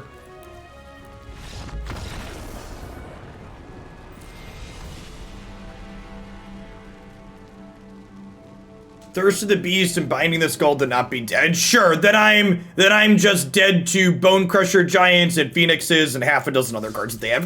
The actual answer is the optimal play there was to concede and stop taking turns when we missed Ugin. The people that are fancying what's the line we should have taken there, it didn't matter. They had a handful of cards. They had the thing to pick something back up in their hand too. I put a 3rd Ugin in our deck, Bribe. 3 Ugins is correct. Ugin's like one of the best cards in a matchup like that. He's your catch-up reset card when your 1-for-1s when their card advantage gets out of hand.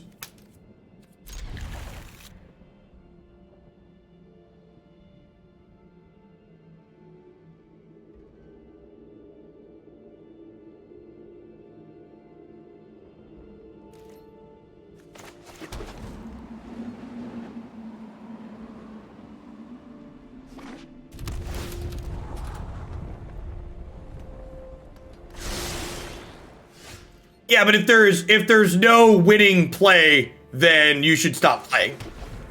If you can't make plays that allow you to win the game, you should be done and move on to the next one.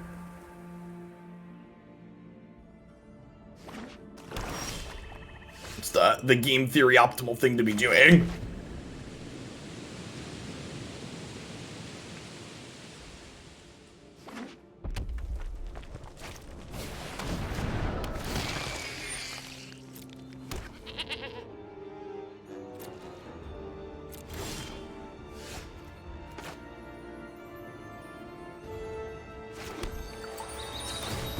Might have been right to Heartless Act this, so I could go tap land this turn to guarantee to have mana for Gargaroth the next turn.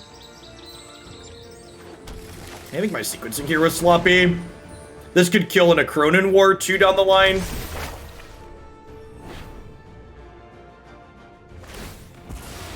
And my sequencing here is not great. I could have like played this tapped and then cycled this turn.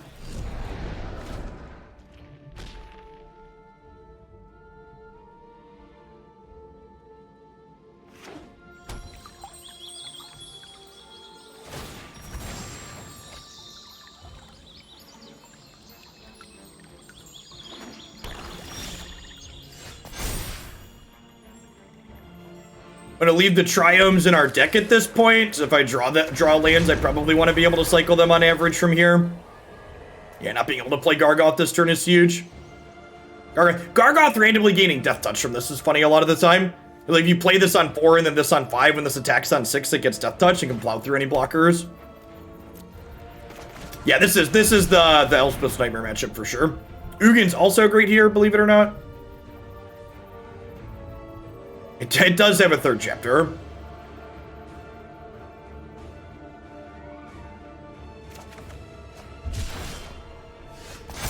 Get that. Lands that do stuff, chat. They're my kink. That's what I'm into.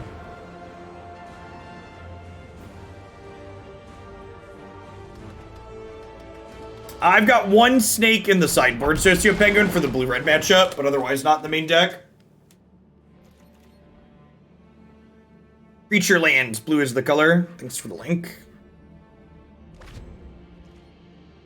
Gyruda as a companion. That's hilarious.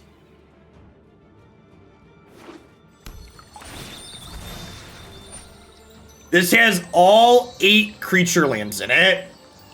That's a choice.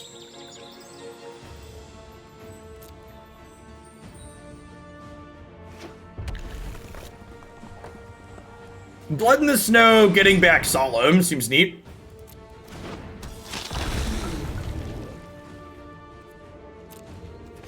Alright, so they're like super dead here, right? I guess they could have a Heartless Act of their own. If they can kill my Gargaroth here, they're fine. But if they can't kill Gargaroth and Gargaroth draws a card this turn, we're gonna bury them.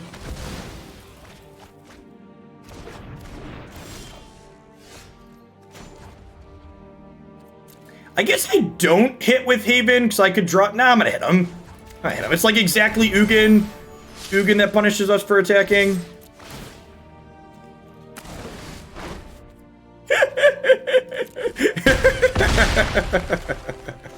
This stream was pre-recorded in front of a live Twitch audience. Thanks for dropping in.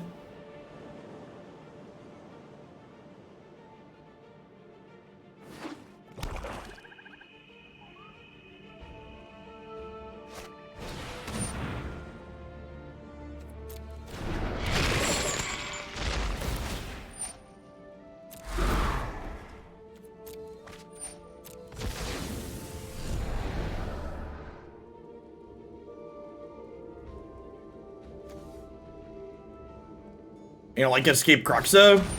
Fire Triton, sure.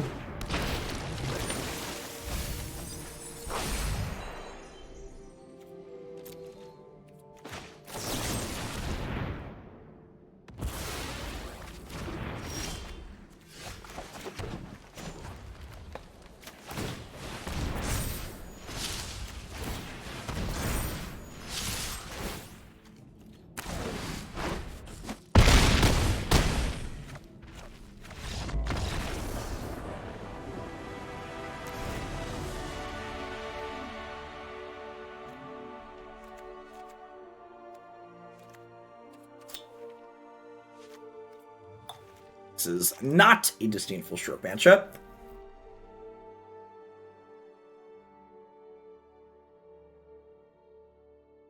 Yeah, Gargaroth and our creature lands don't dick around. Coffee's for closers, and they're about getting themselves a cup of joe. We're Sultai aggro. All right, what are my trims here? I need 3 cuts.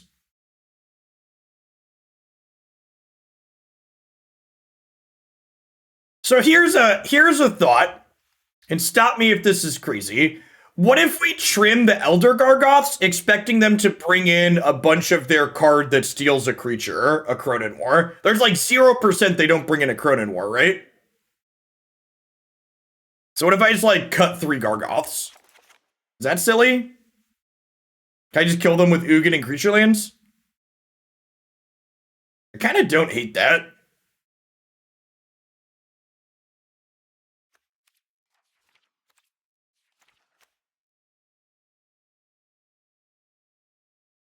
I could leave a Wilt or like a Negate in and cut the last one too.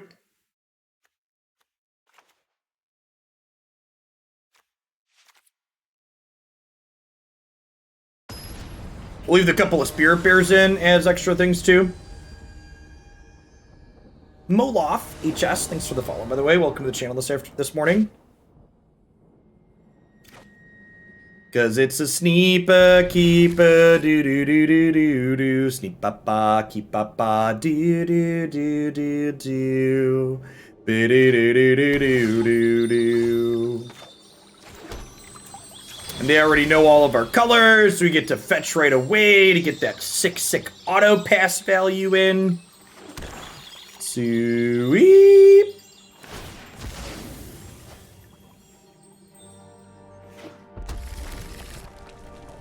Good to be back, Mose. It's like riding a bike.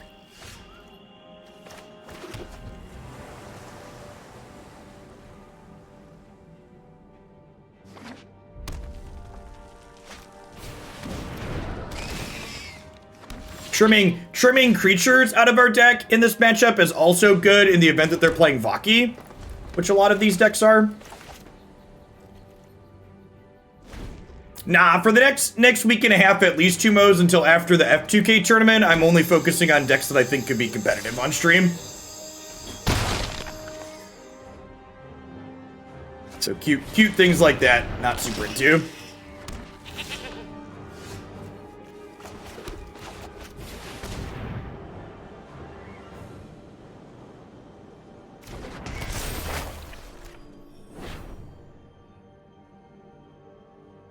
They did not, Metsu fam. The patch notes were super. They released new cards that look sweet that I'm excited to play with, but the patch notes as far as existing cards, they're pretty disappointing. I have a 40-minute new card plus patch notes review up on YouTube that I'll dive into the details of it, but yeah, I was not super happy with what they did.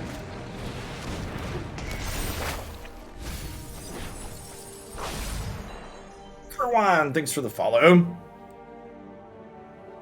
Hush costing 3 mana arguably makes Lee better in some situations too, so like, it's a real mixed bag.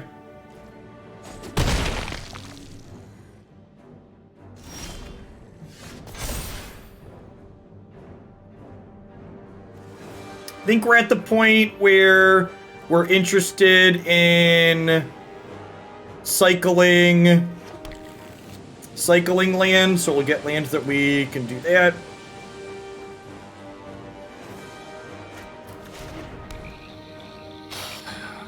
I think I want a Nightmare this turn just to fight with their graveyard a little bit. I could have been right to play this out naked on 3, honestly.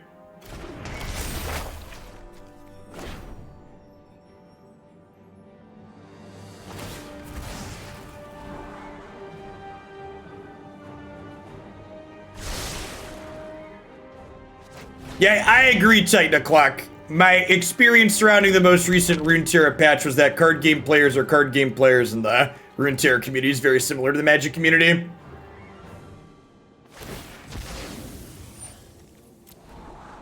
I had a lot of people do mental gymnastics and tell me that Fiora even though Fiora Shen had consistently put up good results, Fiora specifically as a card wasn't very good, so everything was fine. Which is just like a really incredible leap. Thanks for the 2/3 of a year, Kawan.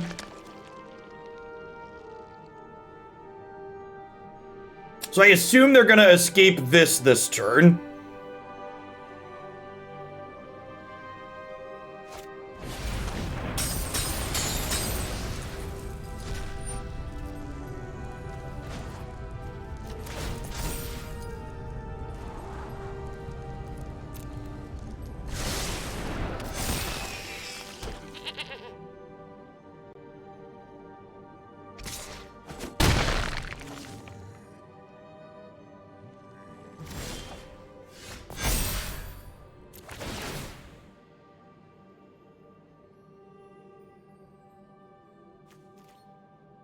Wow, they left claiming against us. Kind of surprised me.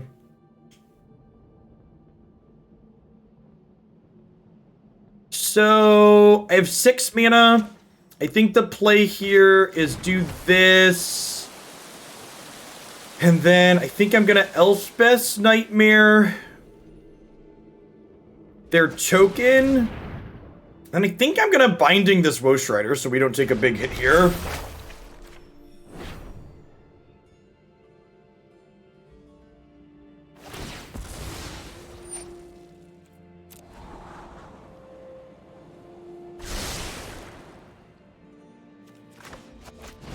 The sequencing on my lands here means I can't cast Ugin next turn if I draw it, but I think that's fine. They're going to be able to re-escape this, but it means I don't take a hit for the turn, which is also reasonable, I think.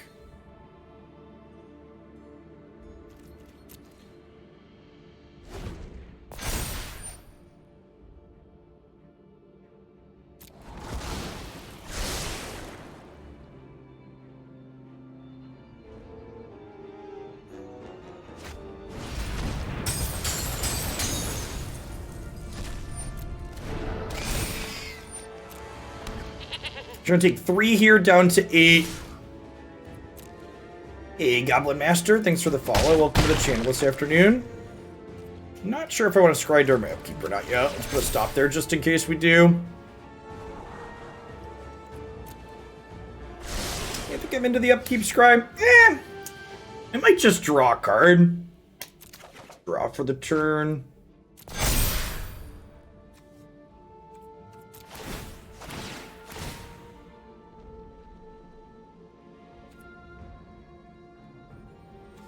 I'm gonna leave the Zagoth Triomes in the deck to be able to discard.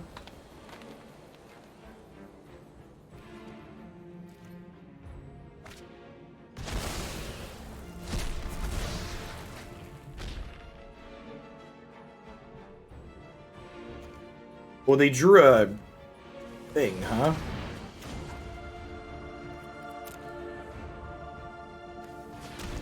Let's tap our not snow mana. Let's tap, leave double black up just in case. Soul Shatter is perfect.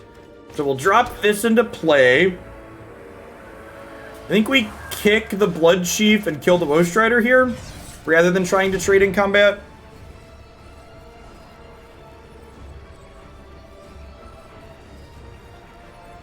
Next turn, this is going to be a gain 4 for us.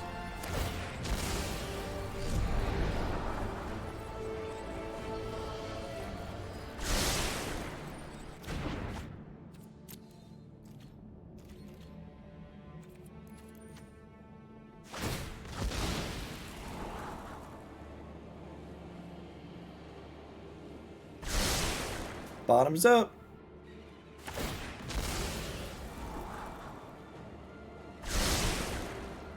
Yeah, we're gonna play Riven Ash this afternoon, and then Ophelio Sui are the 2 interior decks I'm planning to do.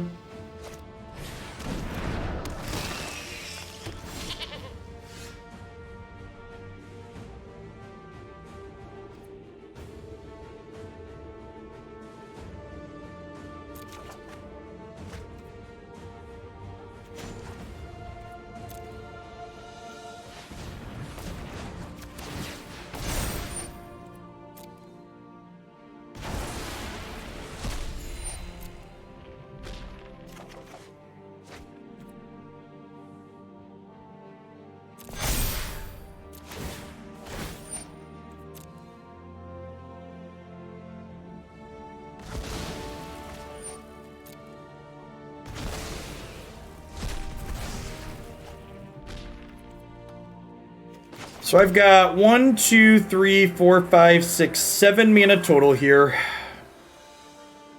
I think we're just Mazemind and passing, and then probably Graven Lore plus Scribe. And then we get like a ton of looks at an Ugin for next turn, right? I've had a lot of fun with this one, Neardris. If the tournament was tomorrow morning, I'd be playing this. They drew Bone Crusher Giant. That's unfortunate.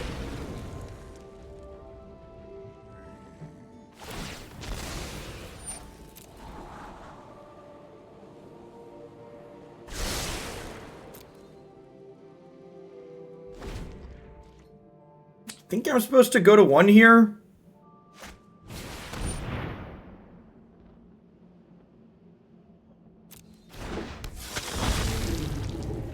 I think Diana's unplayable with the nerf that they did. The Pale Cascade nerf hurt a lot of tier 2 decks. It basically made all of the decks I like playing unplayable, which is part of the reason why I was extra unhappy with it.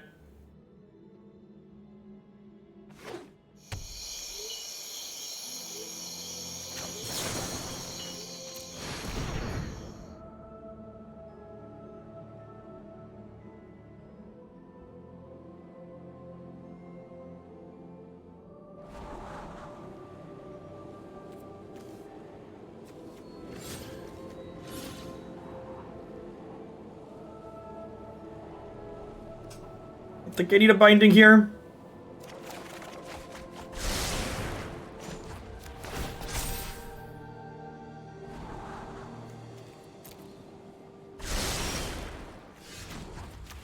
I want to get this leveled up as quickly as possible.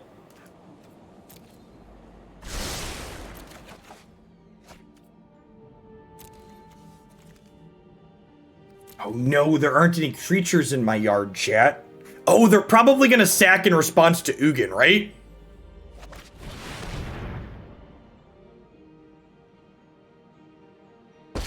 There's no way they don't sack to Scry? Perfection is a journey, not a destination. Nailed it. Sweet. God bless you, opponent, for not ghosting. No Ghostarino. All right, I think this draw locks this game up. We're gonna get a game 3.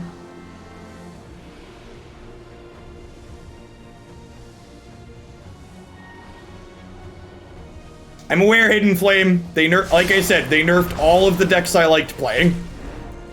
Hopefully we can find some new one with the new cards, but yeah. Be undone. We're gonna do Runeterra the next few days, but if I can't find decks that I like, we'll probably pull it off the schedule next week. I don't know. I'm gonna try and be optimistic, but if I'm being honest, I'm not really.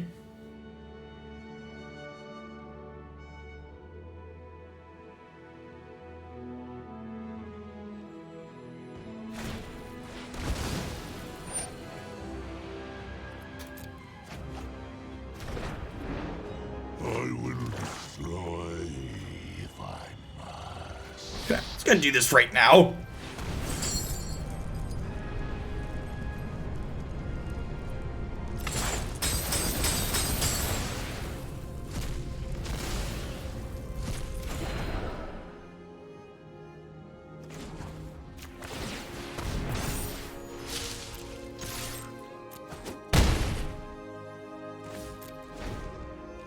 And that hit means I can still draw a card and Soul Shatter them.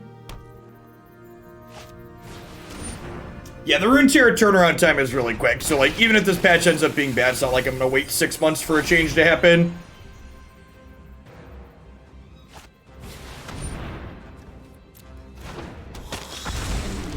Indestructible, you say, chat. This card's great, by the way. Like again, like this is one of the things I try to always talk about, where even if this deck that we're playing isn't good, I feel like I've learned things that I like by playing it, right? Like, this card, its position in the format feels super reasonable. And I think if you're playing a black interactive deck, you probably want a good number of this card in your 75.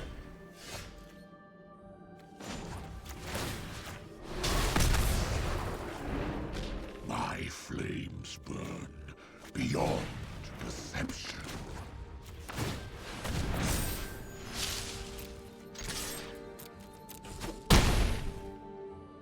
Faceless Haven is very, very good.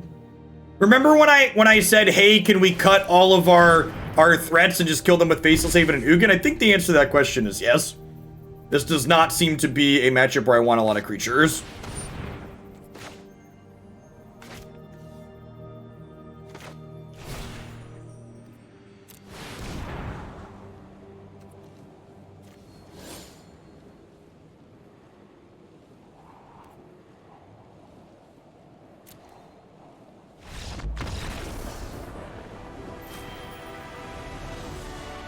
Top 3 cards, that was good enough for the concession. Oh, that was game 3. Durf. Durf.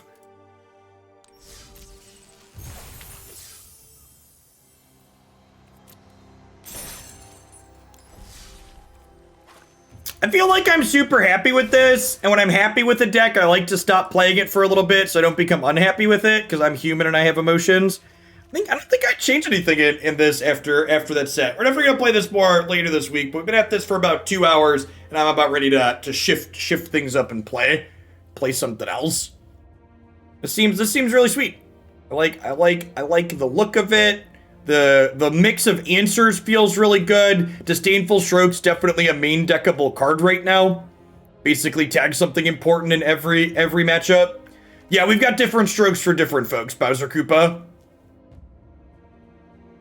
Faceless Haven was incredible. Like, my big takeaway from playing this was that Spirit of Aldergard worked exactly how I wanted it to work, and I could see shuffling around some of the details here to try and even work in a third Spirit Bear. The fact that this is both fixing in my 3-color deck, the bear and the binding are what make Elder Gargaroth playable in this deck in a lot of ways, because we don't actually have that many green sources. If we count here, we have 3, 4, 5, 6, 7, 8, 9, 10. I only have 13 green sources in this deck, but with these 6 cards, our first green source gets us our second green source in a lot of situations. So the reason why this mana works is because of these cards. We have enough green to hit that first green consistently, and then these cards give us like 19 green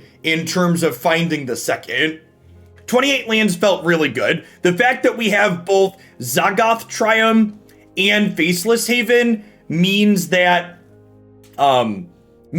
we have 8 utility lands, basically. But yeah, I was really happy with the mana base in general. Four Clearwater Pathways as the only pathways.